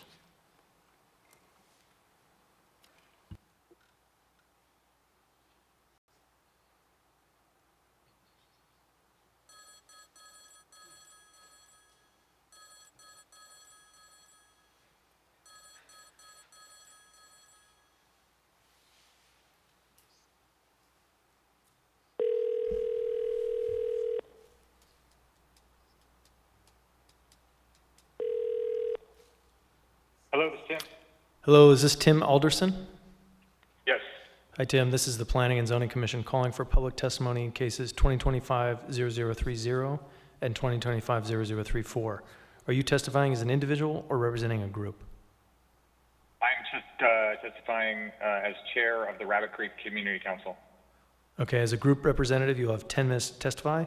Please state your full name for the record and begin your testimony. Thank you. My name is Tim Alderson, chair of the Rabbit Creek Community Council. Rabbit Creek Community Council, we support the broad goals of encouraging infill development and expanding mixed-use town centers and transit-supportive development corridors. When targeted and intentional, these efforts can make more efficient use of infrastructure and public services and support a more walkable, transit-friendly city. However, we have significant concerns about both the scope and implementation of this proposal. First, the overlay map, including in this proposal, Exhibit A, differs dramatically from the transit corridors envisioned in the 2040 Land Use Plan and Anchorage 2020 Comprehensive Plan. By covering nearly all of Midtown, downtown, and much of East Anchorage, this proposal risks being too expansive and diffuse to achieve compact, efficient development, especially in a city with declining population growth. Instead of reinforcing neighborhood centers, it would spread development in a way that encourages more driving, not less. Second, this ordinance constitutes major changes in land use policy and functionally rezones large portions of the city. Yet the public communication and mapping provided so far make it difficult for community councils and property owners to understand its full implications. The map is presented at a small scale and does not easily compare to current zoning. We strongly urge the Commission and Planning Department to ensure that this proposal is presented in a clearly to affected community councils and that there is sufficient opportunity for meaningful public discussion before it moves forward. Third, several proposed changes appear to override longstanding design and development principles that have been carefully incorporated into Title 21 and our comprehensive plan. For example, we oppose the allowance of 100% lot coverage. This could have serious consequences for drainage, particularly in areas where stormwater infrastructure is already outdated or overburdened. Additionally, we also object to eliminating minimum lot width requirements. Lot width is a key to maintaining scale, access, and a consistent neighborhood character. The proposal to remove height restrict transitions and setback requirements at the edges of these overlay areas is especially troubling. As written, this could allow 75-foot buildings directly abutting single-family homes with no buffer. That threatens privacy, sunlight, air circulation, and overall livability in surrounding neighborhoods. We oppose the elimination of residential design standards for multifamily developments. These standards, such as facade articulation and windows facing the street, help ensure human-scale design and are not just aesthetic preferences. They affect how safe and welcoming our neighborhoods feel. Similarly, we oppose the removal of private open space requirements. In high-density areas, even small private or shared open spaces are vital to residents' well-being. These requirements can be met creatively without sacrificing building capacity. Finally, we acknowledge that the proposed overlay would allow a range of commercial uses that could activate neighborhood centers. We strongly recommend that some of these uses, such as gyms, theaters, hotels, 24-hour restaurants, still undergo a site plan review or conditional use process. Local input is essential when higher impact uses are introduced near residential areas. RCC, Rabbit Creek Community Council, supports the goal of compact transit-oriented development, but that vision should not come at the expense of neighborhood compatibility, human-scale design, or public engagement. We urge the Commission to slow this process down, improve outreach to the public, and refine the overlay boundaries and development standards to better align with our city's adopted plans and community values. That concludes my comments on 2025-0030, and I have some comments now on 0034, very brief, which is to say our council unanimously supports the updating housing density minimums in these transit corridors. Compact infill near transit is a smart strategy. It uses public services efficiently and helps advance the goals of creating walkable, mixed-use areas. We also support the proposed expansion of the area considered for pedestrian and street design from a quarter-mile to a half-mile radius around transit corridors. This broader approach better reflects how people move through neighborhoods and access transit. However, we strongly urge the Commission to retain the original language that commits to expanding high-frequency transit service alongside infill housing. Simply stating that housing will create future demand for transit weakens the core idea behind transit-supported development. Without reliable service in place, ridership and the success of these corridors will lag behind. That concludes my comments. I'm happy to take any questions. Thank you. Lastly, I just note that our comments were submitted today, and so I was hoping that they were going to get laid on the table. I don't know if they did, but they were submitted to planning as a byproduct of kind of this fire drill process and the fact that all this kind of came over the holiday period. So hopefully our written comments made it to you. I was told that they would, and they made it. Okay, great. And I concur with Mr. Isaacs. I would just say, as chair of the council, this is not part of our official comments, but the idea of a working group or, a chance for some more outreach and more to get involved would be something that Rabbit Creek Community Council could really get behind. So thank you for your time. Thank you for your testimony. I see no questions. That's it for our phone testimony. Anyone else in the audience wishing to testify, please step forward. Seeing none, I will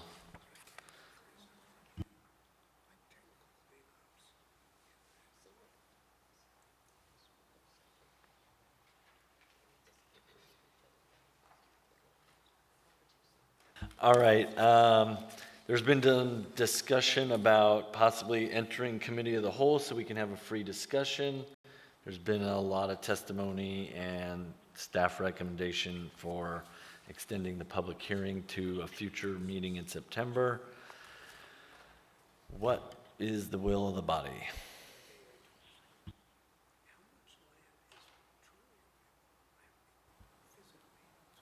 We have a motion to go into the committee of the whole made by Commissioner Polis, seconded by Commissioner Ron. Commissioner Polis, do you want to speak to the motion? Sure. I think because it was recommended by staff and everyone agrees based on comments today that we should go into committee of the whole and discuss some things that we talked about. Alrighty, that was seconded by Commissioner Ron. Any further discussion? Any opposed? All right, we are now in committee of the whole.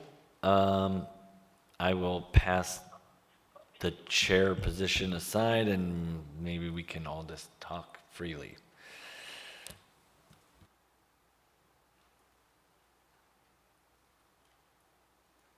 Anybody wishing to kick things off? Would it be helpful if we went page by page, and that way our comments are on similar topics and staff has some guidance on each item? Mr. Chair, if I forget, also, I have a list of the things I heard. I could repeat those back if it would be helpful, or however you all like it. So I'll take your direction. Yeah, me personally, I'm pretty good with everything, except for I do agree that the 2,000 square foot of commercial space is big enough for just about nothing, and so almost nearly useless. That's just my comments, but let's hear from everybody. Maybe would you prefer to go through the ordinance page by page, or do you want to hear from staff first? Anybody, do you have a preference? I'd like to hear from staff, so we don't work on things that have already been documented and are in staff's queue. If I might. I think things that I was hearing in the testimony today, a lot included about process and making sure that we're giving enough time. I think we're achieving that in part by the September delay, if you choose to do that, and then we'll be committed to doing more active outreach as well as something akin to the working group idea in the meantime. Substantively, your feedback would be particularly valuable on some of the concerns we heard about heights, setbacks, lot coverage, sort of some of the dimensional standards, your perspectives on if those are the right numbers or if there are alternative ways to achieve the goals of increased density without changing those numbers.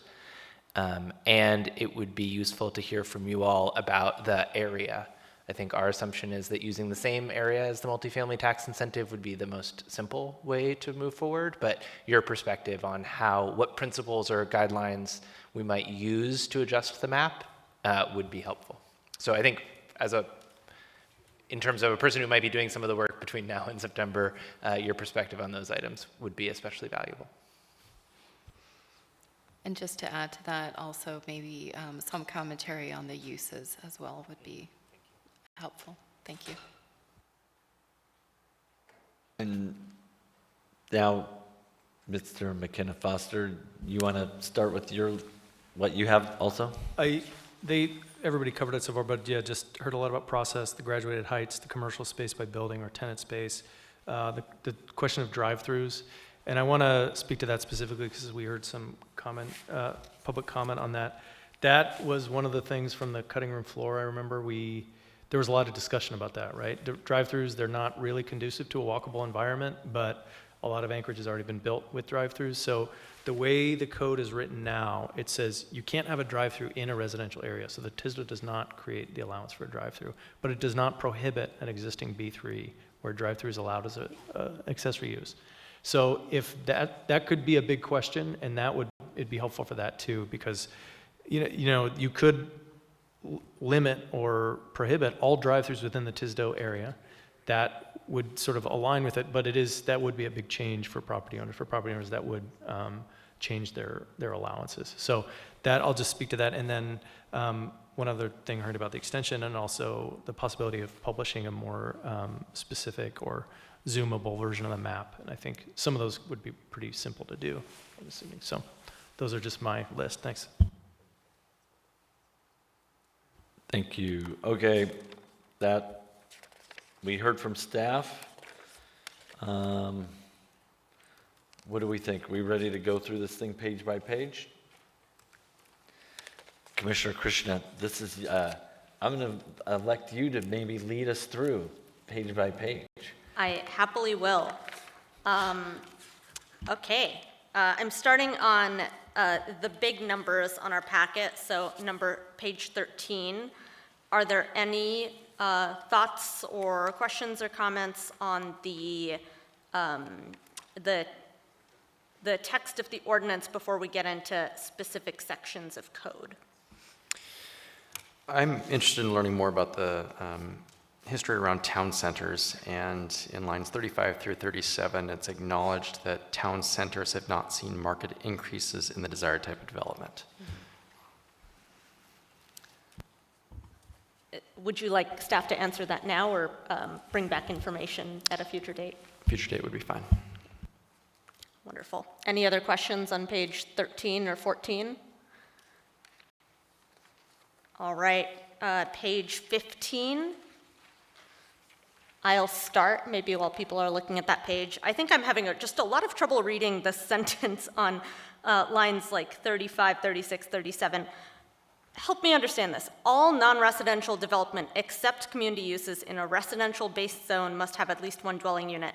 The except appends to which clause, I think is where I'm having trouble understanding this. We're talking about all non-residential uses, all non-residential development in a residential-based zone, or, yes, I think that maybe moving the except around might help me understand what that's referring to. Through the chair, I don't know if we use through the chair in committee of the whole, but yeah, the intent there was that a community use located in a residential zone would not be subject to that, but we can definitely clarify. So you're saying that B3 generally, that's not in a residential zone, would not have this dwelling unit requirement. It's only non-residential uses, it's only, yeah, help me understand what the dwelling unit requirement applies to. So say, for example, you had a community center, which is a community use. You know, the use categories in Title 21, they start with residential, then they go to community. You could build a community center without having a dwelling unit beyond the community. Say it's an R2M zone or something like that. So that's the intent. Whereas in B3, a community center, looks like it's already a permitted use. But yeah, so the intent there is that if you have a residential base zone, R1, R2A, R2D, R2M, and you're building something that's not residential, you always have to have something, a residential unit, unless it's one of these community uses, like childcare or a community center. And again, I'm not looking at the TSDO use table, but so that's the thinking. If somebody said, "Oh, I want to build a neighborhood recreation center," that the muni then would not necessarily be having to build a dwelling unit with alongside a neighborhood recreation center in a residential, a base zone of a residential area. Okay. But I in think B3, there's no requirement for dwelling unit. And then the second part of that sentence, all non-residential development, so that includes any B3 on any of these major corridors, shall be no greater than 2,000 gross square feet. That applies broadly to B3, except does the flexibility section mean that this isn't really in effect because B3 generally will be more flexible than this? I think that could be clarified to say maybe in residential areas. So it's really just to clarify that if somebody is in a underlying base zone, R1, R2, whatever, and they're doing non-residential use, that's where the 2,000 limit is. So somebody in B3 isn't all of a sudden limited to a 2,000 square foot. Got it. Non-residential. Yes, I think some clarifications in that section would. I had to replace Yeah. non-residential with commercial, Me and then too. I could read it. Okay. I agree. I think that whole section needs to be, it needs some help. And I think the problem there, which is this is also my understanding is developing, is that it's not binary commercial residential, that there are these in-between categories like community use that fall between them, and so that's why we're saying non-residential. But, you know, that's a bigger question about Title 21 and how we're organizing it. I think there's also some typos in the use table that we'll need to clean up that will help to distinguish those subcategories like commercial versus community. Mm-hmm. Any other thoughts on this page, on this section? With respect to the 2,000 square foot issue, if this is the place to address it, I'm not ready to throw something else out there in terms of a better approach, but I heard tonight that other approaches need to be brought to the table and discussed. And understanding that's on the department's list of things to do, just wanted to reinforce that. I tend to agree with that. I think maybe like on a percentage basis, I think that was one of the ideas that was thrown out. I don't know what else was thrown out, but. I'll just add that what was mentioned was space downtown, 10,000 square feet, which if you're building an apartment building might be ideally what you would look for as your commercial space below you. So that's like a real life example that you can go look at and see. But just to give you an idea, like a lot of times in the building code, you might be limited to one occupant for every 300 square feet. So 2,000 square feet might give you 6.6 occupants, which is next to nothing. Another example would just be a Great Alaska Pizza Company building that I'm aware of is 1,600 square feet. They make pizza and they have a counter. There's no seating, no nothing, and that's 1,600 square feet. So 2,000 square feet is not much of anything when it comes to commercials. If I could weigh in on this, I mean, that's also a limit. So it does allow a pretty wide range of non-residential or commercial uses, but because of that 2,000, it really does limit. So even though people look at the table and they say, oh, there's a ton allowed here, like you're saying, functionally maybe there isn't that much allowed. I guess I'd also add, one of my main complaints with the R4A, the reason, we see R4A, but we don't see R4A buildings, it's been around a while, it's too limiting. I think, like 20%, I mean, it's just too small of a percentage of commercial, in my opinion, to be viable. And some of the public comment was about developers making money, and I just want to remind everybody that if developers don't make money, the land stays vacant. So, If I could, I'll weigh in on this too, is this applies to the residential base zones, where currently there isn't really that much commercial. So it does, 2,000 is pretty limiting, and so that in itself is a sort of limit on many of the uses. And one thing, though, that you bring up, a good one, is R4A would allow a bit more flexibility than that, and this maybe would constrain the R4A, even though R4A is currently unused. But just something to think about. This is looking at where the overlay applies to existing residential zones, like R1, R2, R3, R4. So, and right now, there really isn't much commercial. I don't think there's any commercial. Maybe there's some non-residential uses in there, some community uses. So just some food for thought.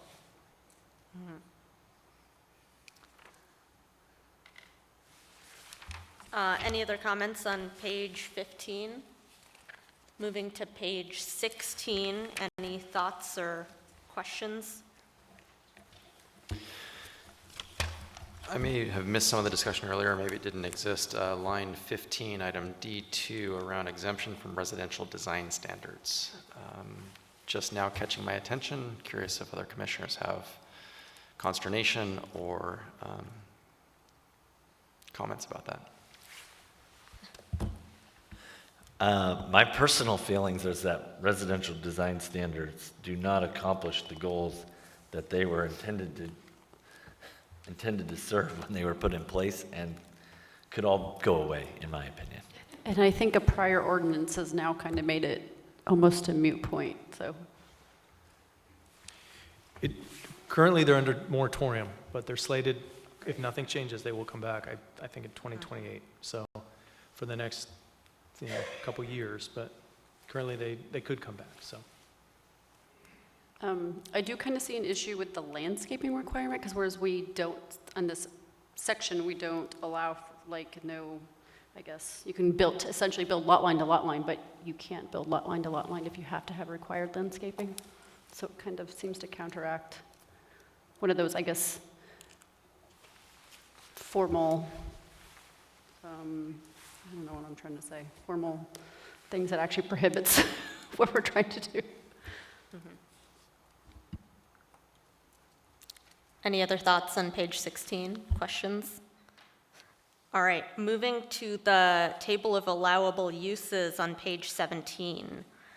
I guess I will start by just clarifying my understanding of how flexible this is. So if, for example,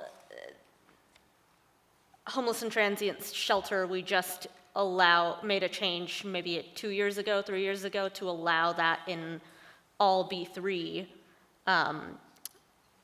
It's not permitted in transit supportive development, this table, but it is permitted in B3.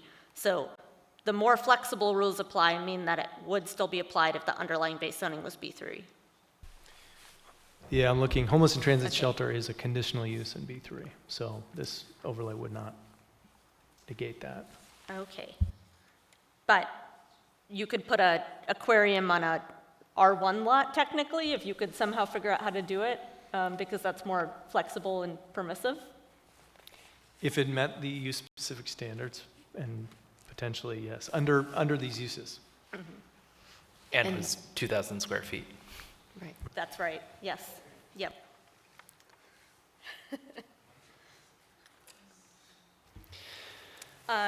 Questions and comments on the table? Last item in the first main section, manufactured home community, just question if Updated language may be necessary around MDUs or MDUCs. Great question. I think it'll depend on how the assembly decides on the mobile dwelling unit ordinance. But thank you for pointing that out. I think everyone's heard me loud and clear on the downtown code, but I am struggling to see how this is sort of an addition to the downtown code, which I think is already well designed for maximum density. So I think justification there would be helpful. If I could speak to that also, the code as it is very tightly designed around uses and housing types, as if there's a real difference, right, between an attached single family and detached single family and townhouses and duplex.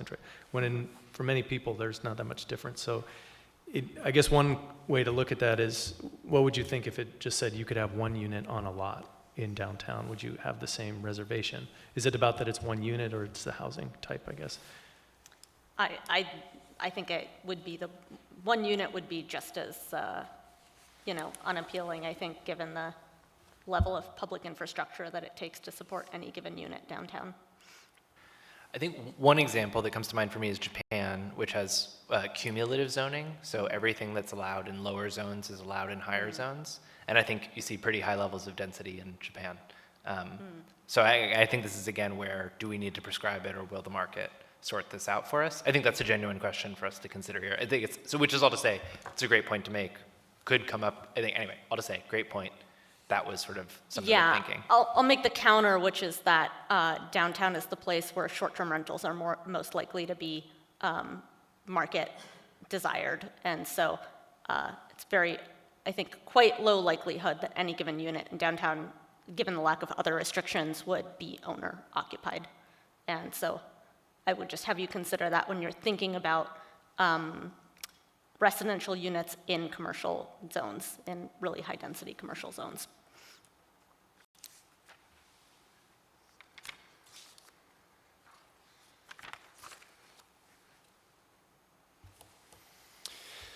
On page 19, during the work session, I did call to order the question around social service facility, and the response I heard from staff. While I appreciate the context and the nature of it, I would ask staff, in the work to be done, that this is discussed as well. And again, the response I heard was around what is the community tolerable of, understanding that this use table came from a prior time that we may no longer be living in now or look to live in the future. So ask that be reworked. Thanks. Are there specific uses you wanted us to look at, or just in general, some of the ones that were not included? Unfortunately, this table doesn't show a lot. It doesn't show some of the uses, just because there's so many that some are removed here. But sure, general statement, but my specific interest is around social service facility currently being listed as requiring conditional use, and perhaps testing that for something less restrictive.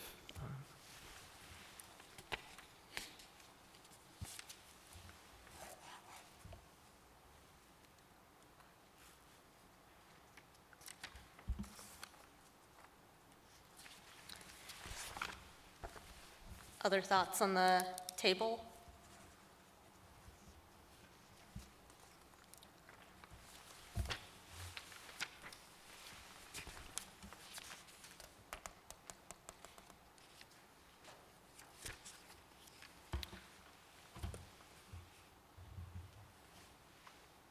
All right, then moving on to page 28. Go ahead. There's a question, I guess if we're skipping all the way to 28. 27, warehouse or wholesale establishment general permitted use. Is that intentional? That seems funny.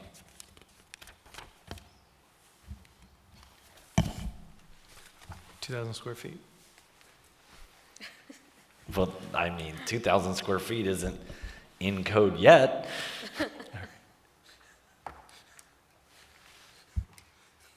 I got a question, actually. There's some footnotes on some of these, and we can't read them. For example, page 23, a fueling station. It's not allowed, and it has a footnote. So, are we not allowing fueling stations along major corridors? Is that what this is saying? I think what we had talked about is it would still be allowed if the underlying base zoning is B3, because then B3 would be more flexible. Okay. All right. Yeah, and the confusing. footnotes, we are trying to move away from footnotes because it adds another layer that's really hard to figure out. But the footnote for the fueling station is uses with structures with a gross floor area over 20,000 square feet require a major site plan review.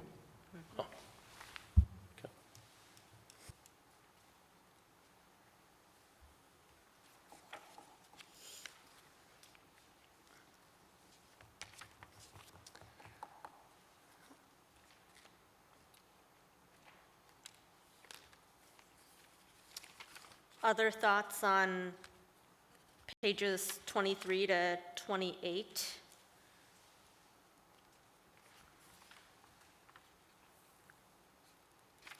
All right, then moving on to page 29.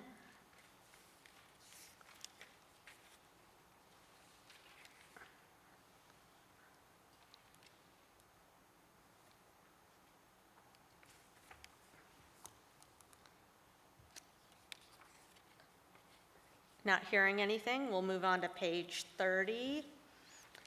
This is when we get into the lot coverage and setback requirements. I do have a question for staff. The 1,400 square feet area, like, I guess, where did that number come from, or what was the train of thought on 1,400 square feet versus 2,500 square feet or something else? 1,400 is 1 acre is 43,560 square feet. So that's about 30 dwelling units per acre at that. But, you know, even if you have an acre, you couldn't actually develop it at 30 dwellings per acre because you'd have to put in like streets and stuff, or somehow. But so the code is interesting. In some places it connects to an actual dwelling units per acre, and the lot sizes are tied to something real like that. But in most places, like the 6,000 square foot, it's almost unknown where it came from. Back in the day it was 7,000, maybe because in 1910 or 1915 that was what people thought was normal. But so generally that is tied, I believe, to the 31 dwellings per acre. Okay. And here, you can push back if we're asking you for too much, but I would really like to see some test cases. I think we're having trouble. I would like to see how this would really be implemented. I think I totally understand the vision on the bar, right, on a major corridor. I think the pictures really make sense for this transit or the streetscape facing commercial mixed-use development.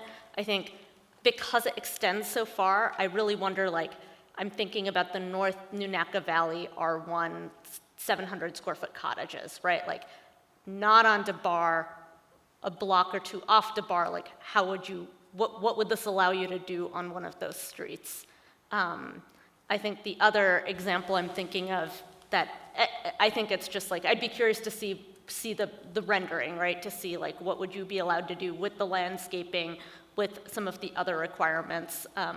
The other case I'm very curious about is, I wrote the Mountain View neighborhood plan, and I think that the history of development in Mountain View is that Mountain View had full lot coverage 8plexes, right? And I know there are requirements that prevent that from ever happening again, but I'm curious to see how, right? I guess to that, I would say it's difficult. And, a lot of times there's the burden of proof is sort of placed on, well, demonstrate that it could work when something has been basically illegal for 70 years, right? Like nobody's actually put money behind trying to do a 1,400 square foot lot development. And the best you have is me on SketchUp creating that one on A Street. It says, yeah, you could do 78.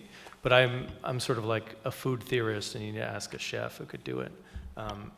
In terms of the other, and we could explore that. I think it would just take, we did something similar with the site access test fit, where we hired a group to go through. We could potentially do that if we have some professional services.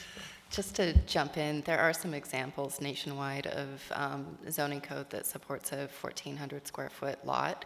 I believe, I can't remember if they're in Austin or Houston, where they've had that minimum for a few years now, and there are some housing developments that do exist at that size. So we can dig that up and maybe provide some case studies. And I think also personally, minimum lot size is one of the changes I'm most excited about in the ordinance because of that small single family, right? Like less lot, smaller house, cheaper house, more walkable, right? The distance between houses is a major factor in how walkable a neighborhood feels. So I think, you know, starting from 0 as a baseline is a good way to have a conversation about what is the value of a 5-foot setback? What value is that creating for the public that we're gonna impose that cost on the private developer, as opposed to starting from the 50-foot setback and walking back the other way. So very open to thoughts and feedback about what those numbers look like. They don't have to be 0, but I think the goals of walkability and affordability are served by allowing more efficient use of land and smaller lots. I would be interested in some examples of northern communities in particular, of places that have been done at the 1,400 square feet. I'll just add real fast. We recently built like a 3-bedroom, 2,000 square foot ranch home up on the hillside, mountain views. A couple moving up from San Diego. Their parents decided to have a 1-bedroom built on the lot, ADU. And we had like a big barbecue up there for like employees, and we all went through and blah, blah, blah. The 600 square foot 1-bedroom ADU, everyone went in it and said, this is what I want. I'm done with my house. I want this thing. Like, it was unreal how many people said they wanted this 600 square foot ADU, 1-bedroom ADU as their house. They loved it. The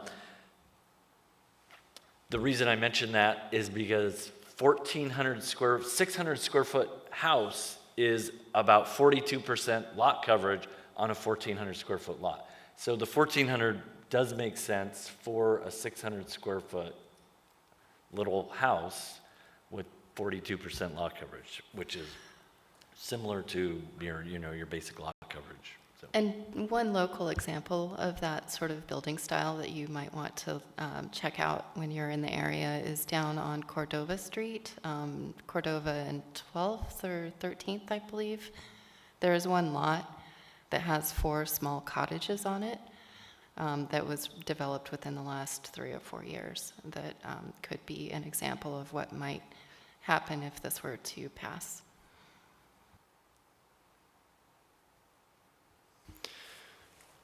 So to the previous point made, 600 square feet on 1,400 square foot lot, why not go smaller? Is 1,000 feet reasonable, and have other communities tried that? Currently, in our current zoning code, R4A has no minimum lot size. Downtown also has no minimum lot size. So it is something that exists in code currently here in Anchorage.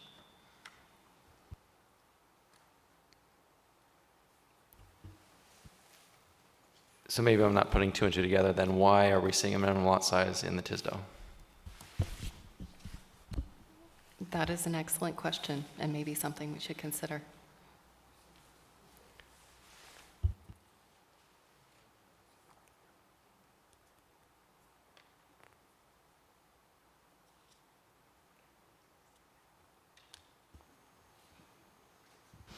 I will add a little bit of information to that, though. There are some minimum requirements for AWU, which I believe Andre is very familiar with. So despite the fact that the code would not require a minimum lot size, there may be some requirements based on utilities servicing the sites. Yeah, I wasn't going to get into AWU tariffs and requirements for services, water and sewer services, and the infrastructure that basically make, when you get to a certain point, if you were going to actually build at 800 square foot lot, let's say, you'd probably not be calling it a lot at that point. You'd probably be moving to a condo to avoid AWU tariff requirements for one water and sewer per lot.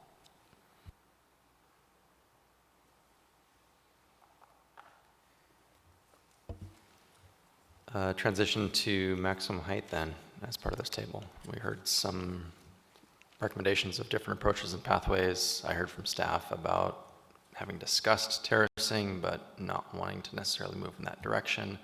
Again, I don't have a silver bullet on this, but I acknowledge that it's an area that needs to continue to be worked. I'm generally supportive of increased height to help achieve the objectives of the TISDO, and there seems to be some basis for this 5-in-1 type approach. But again, more work to be done. I think I tend to support it on a tiered basis, as some of our constituents spoke about, you know, on our along our arterials a little bit higher, kind of getting less and less through the, you know, which I feel like if you look at those pictures, you know, the development in other markets tends to just follow that in general. So. I think we're getting into maybe page 31 to, could you describe what the height transition section says? I think we just have part of it in our packet. And that would apply within 200 feet of any lot designated as large lot residential, single family, two family. Yeah, maybe if you could go through what the height transitions in here are, that would be good. I might have a diagram of this. I just want to make sure it's for the right one. If this is the one where it's rise over run, it basically establishes a plane and says you can't build within that plane. So it sort of protects neighboring areas. And we've been having this discussion for a long time too, is like the general understanding of property rights is you have moving up, but not necessarily moving over. Let me see if I can find, I don't have it, I've had another version. I think there's also been some comments in the packet about having height requirements that are tied to the classification of the road, and I would not support that, I think because we're about to look at and recommend some road classifications coming up soon, so it's not like those are fixed and immutable either. I think that a simpler approach that's not tied to other decisions would be easier. Yeah, and I'll let everybody jump in too, because we did talk a lot about that. That's something, and you know, the plan does mention it, but every time we've gone through the process, you know, when we went through R4A, a lot of the comment we got was like that, it makes it that much harder. One, you have to build this image doesn't show it, but if you have to build your building like a ziggurat, it just means that many more cracks in the building where stuff can get in, and it adds some construction cost. We also don't know if it, you know, like, does it work? So this image is the sort of sunlight protections as it currently is, I believe. And it says that, you know, if you have a lot, you're sort of protected. You have to preserve these view sheds, but it doesn't always, I don't know if it's applied evenly. For example, we don't apply it to trees, right? Trees can interfere with this view shed, and we don't really enforce about that. And this is also one property asserting a sort of right of ownership up and above other properties. So even on these are lots that are built under the normal developable envelope, and I think they actually still violate this sort of, let's call it a view shed array or something. So traditionally, this view shed rule has been applied to higher density, but not necessarily lower density. So I think from our perspective, we've always been sort of asking for a larger sort of policy decision about, are we going to sort of codify whether there is a right to sunlight, are we going to apply it evenly? And I think it really just comes down to trade-offs. Is it more important to have this sort of trade-off between what one person is their property right versus somebody else's property right? Do I have the right to actually go to this certain height, or does my neighbor have the right to have unimpeded sunlight over my property? And I don't think that's been resolved, but our perspective in creating this was simpler is better, and we can always kind of go to those more complex ways. Also, doing it by functional classification or another one, anything can be done, it just adds to more complexity, and then the more complexity, it gets difficult to implement, you know, when it comes in, and we have to, like right now, some of this is based on where it is in the comprehensive plan, so it's not even where it is in the zoning district. So when somebody comes in for a permit, you have to look at what the comprehensive plan designation is, not even what the current zoning is.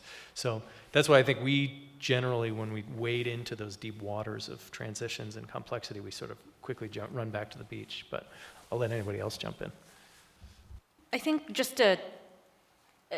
so let's take the extreme example of a R1 zoned lot. Could you achieve 75 feet in height in any scenario with the height transition requirements that are in here?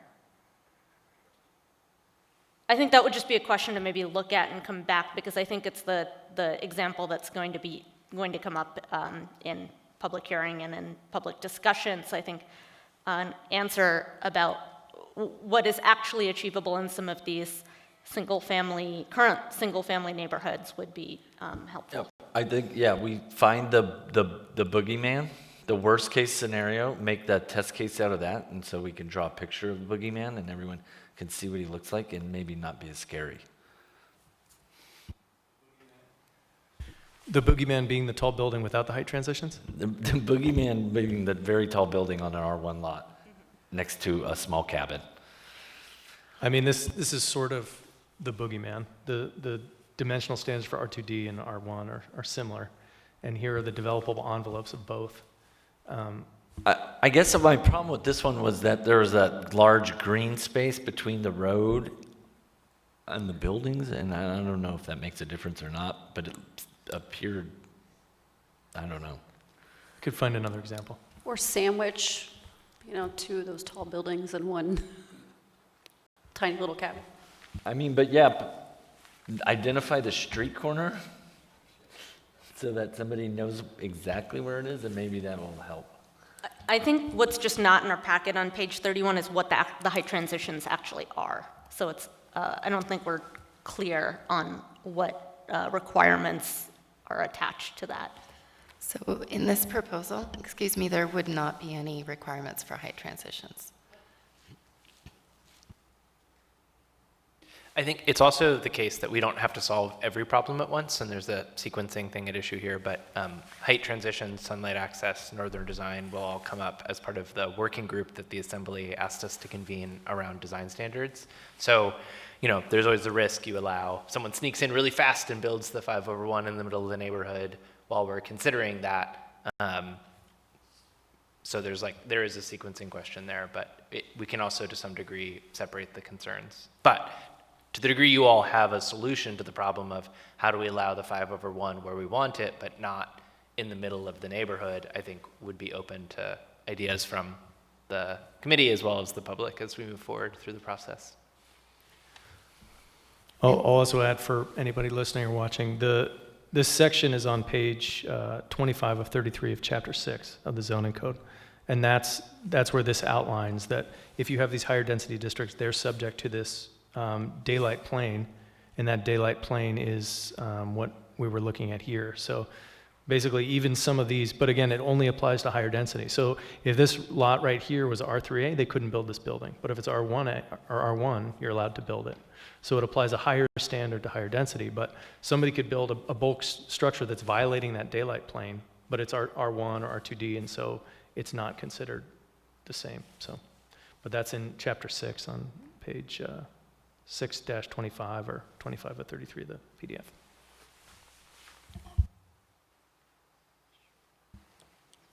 Any other thoughts or questions on heights, page 30, page 31, before we move on? All right, moving on to page 32. Exemptions from private open space requirements. Any thoughts or questions here?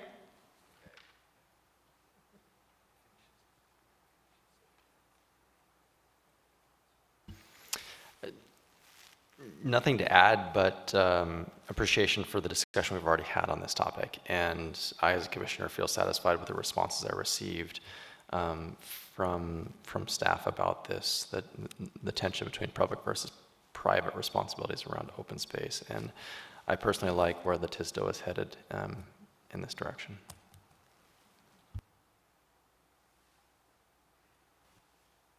Thank you, Commissioner Rod, which also reminded me compliments very welcome. If you like something about the TISDO, it's also very valuable to hear that too.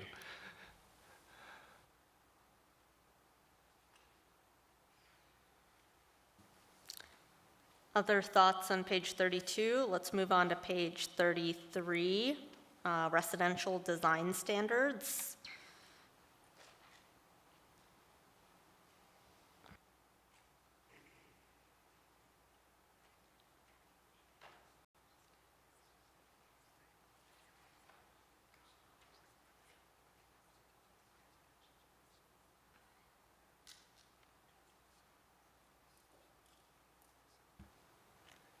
Seeing nothing, page 34, which is our final section.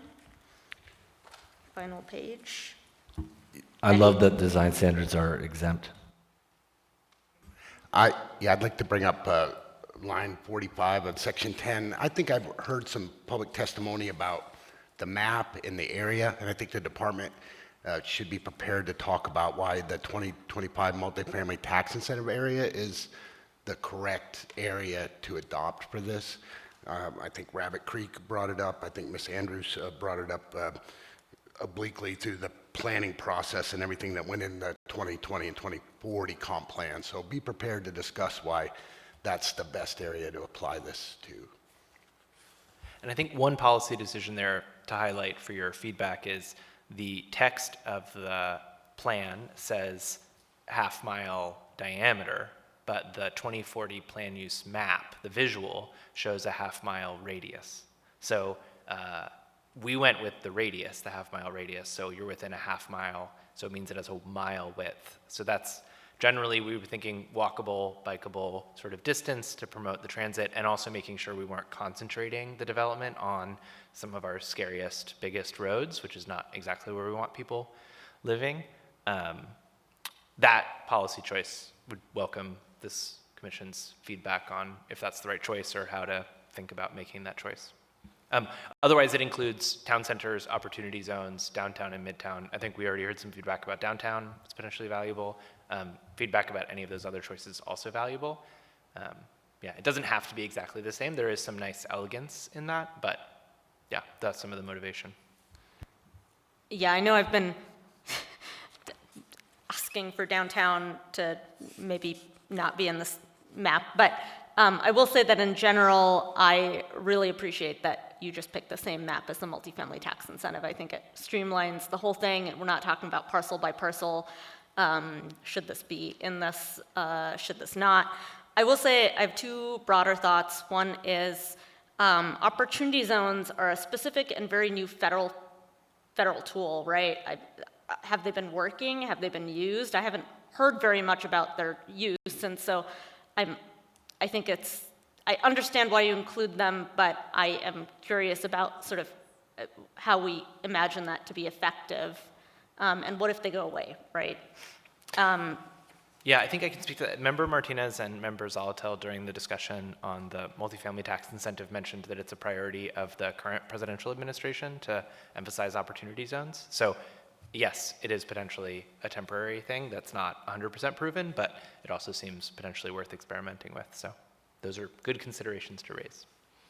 And then my very last general comment, sorry to hog the mic, is just, I think we've said the word transit a whole ton, and I haven't seen comments from the transit department, so I would love to hear how this furthers their goals and what their long-term goals are, and how land use can support their level of service or help create a case for greater service. Thank you.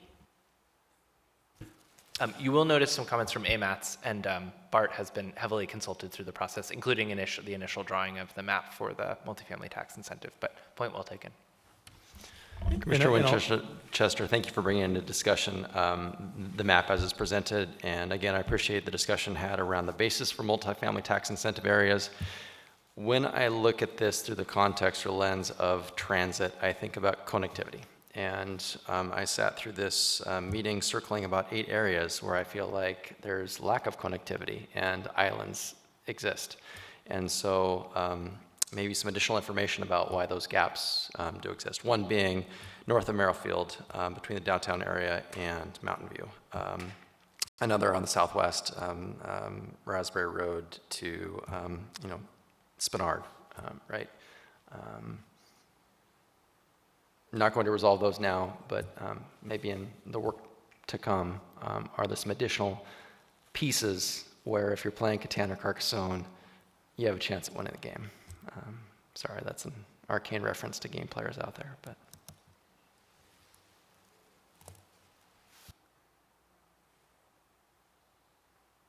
I'm just showing on the map here that a lot of the gray, I'm sorry if the color doesn't go through, these areas are sort of industrial zones, and down here a lot of this over off International is industrial, some of these areas. So there was a lot of discussion about making sure we didn't, one, because we want to preserve industrial land, but two, generally that is a place we really don't want to encourage too much housing. But and I'll also mention on the transit comments, we spoke with transit 1 or 2 weeks ago, and they wanted to convey that wherever this map is, it doesn't guarantee future service, but more people do make it easier for them to make the case to add service. So they don't want to be, beholden to this, but it's one of those sort of like, well, we'll jump first, then you jump after maybe, so.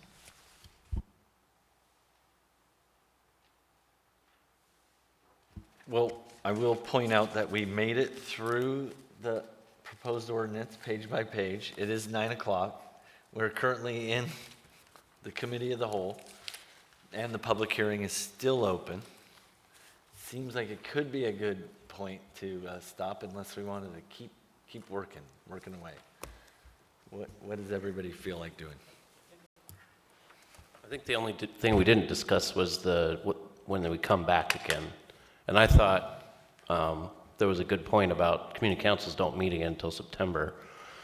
So if you guys made the effort to go talk to community councils, you might get all of them in September, but you might have 1 or 2 you couldn't fit in and have to go beginning of October, so like maybe we would extend to October or November. I don't know. Does anyone have an opinion on that? Well, I'd just like to also point out that the Planning and Zoning Commission is not the last stop for changes to Title 21, so there would be a meeting, potentially a second public hearing at P&Z, and then another one at the Assembly. So there's plenty of public process left to go.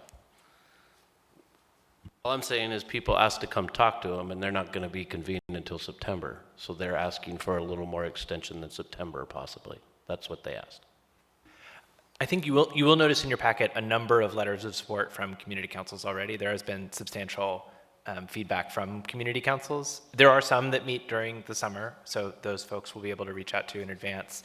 It is a good point. I think one of the disadvantages of potentially pushing back to, say, one of your meetings in October is that potentially it's going to impact the financing window for folks, so it might delay the building season by another year. But there could be a bunch of delay after you at the Assembly level too. I think there is some value in figuring out a lot of these details now before we submit a version of the AO to the Assembly. So, pros and cons for you to think about.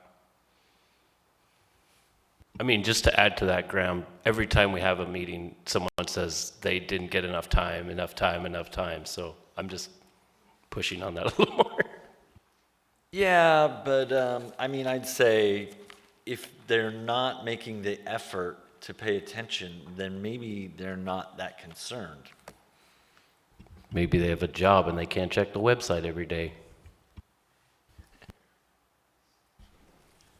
If I may, we're also trying, we have the Muni Planning News, we're trying to get more and more people so we can always get people directly connected as well. We're just building that up, but we do see that there is sometimes this gap between the information and the way people get to it. So we want to provide, and we send that to the FCCs as well, but that's something we're really endeavoring to do and improve that connectivity. So the people who, I know it's still a boring email, but we do want to get all this stuff out to people. So that's something we're building up to. I think you guys do an amazing job getting the word out. I just think some people don't get it because they, can't pay enough attention. It's hard. And certain people do and certain people don't. So I'm not complaining. I'm just saying. We hear it every time. If I may, there will be a representative from the planning department at the FCC meeting on Thursday for the executive members of the community councils, so that they will hear an update to what has happened at this meeting today. And maybe to some of the testimony's point, I think we are also planning to convene people, right? So not just going to community councils, but engaging. We've heard from a lot of community groups today, not just the councils. And so making sure we're trying, I think that's something, we're always trying to do a better job of, is how can we reach out and make sure folks know.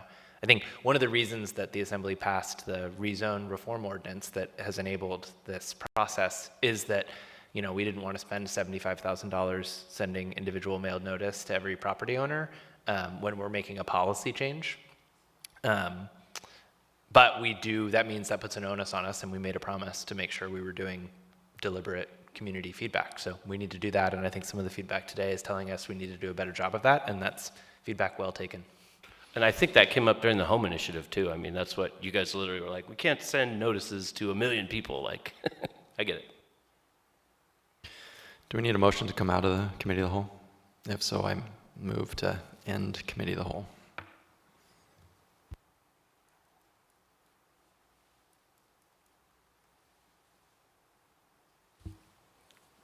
Motion to come out of the committee of the whole, moved and seconded. Any objections? Hearing none, we are out of the committee of the whole.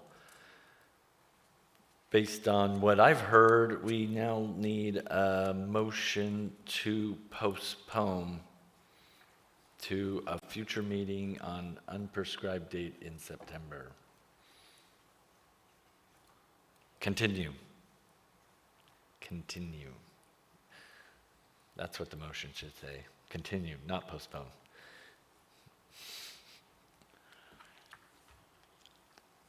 Motion by Commissioner Krishnan. Would you like to restate your motion and speak to it if you would like? I move in case 2025-0030 to continue the public hearing to a date to be determined in September 2025. Motion is seconded by Commissioner Eber. Would you like to speak to the motion? Is it also necessary to move to continue case 0034 to the same date in September? If so, I will amend my own motion and ask if Commissioner Eber will still second it. Yeah, they've been combined, so Okay. I think the intent is there. I intend to support this. I would encourage staff to make this the earliest possible date.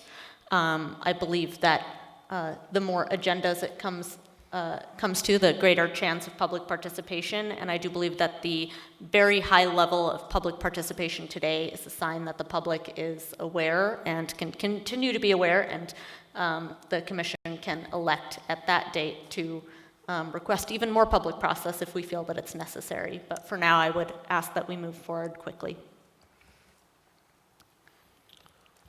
Anybody else wishing to speak to the motion? Hearing none, we'll call for the vote. Mr. Strike, how do you vote? Yes. Thank you.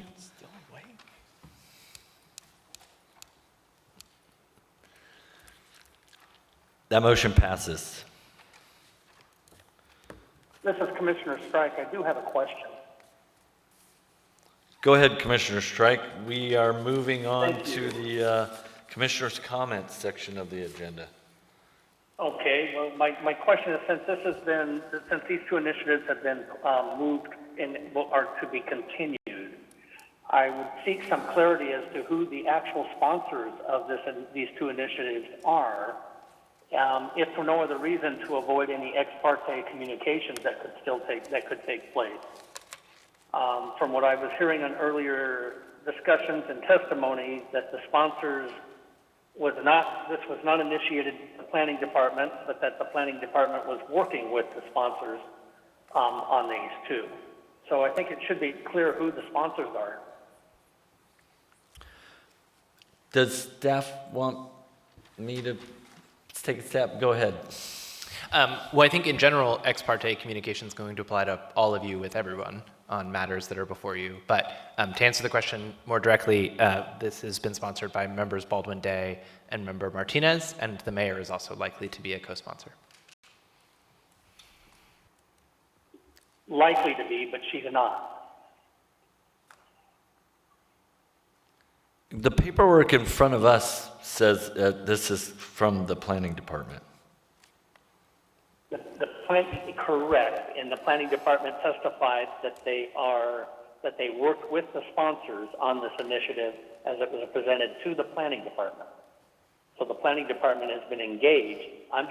Was asking for clarity, which we got, who the sponsors were.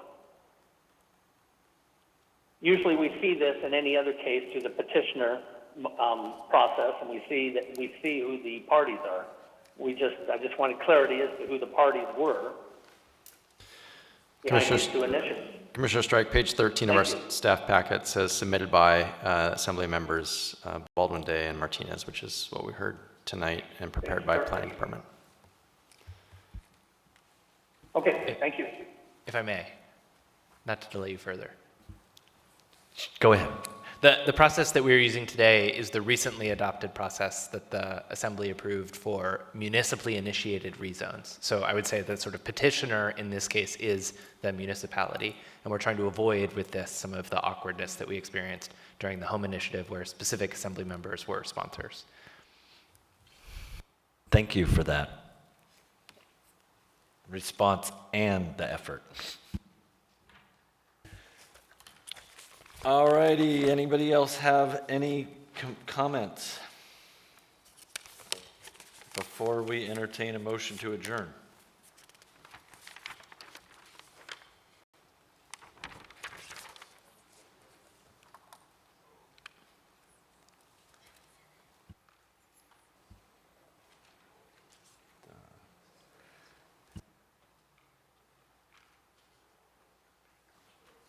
Move to adjourn.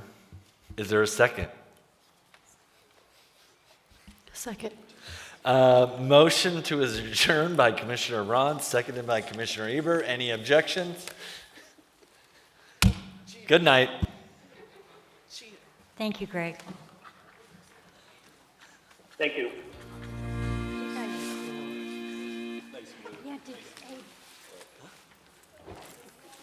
Well, there's no boundaries to have and nowhere to go. Don't let them take your shine. Don't let them steal your mind away from you. Said if they owed you money, I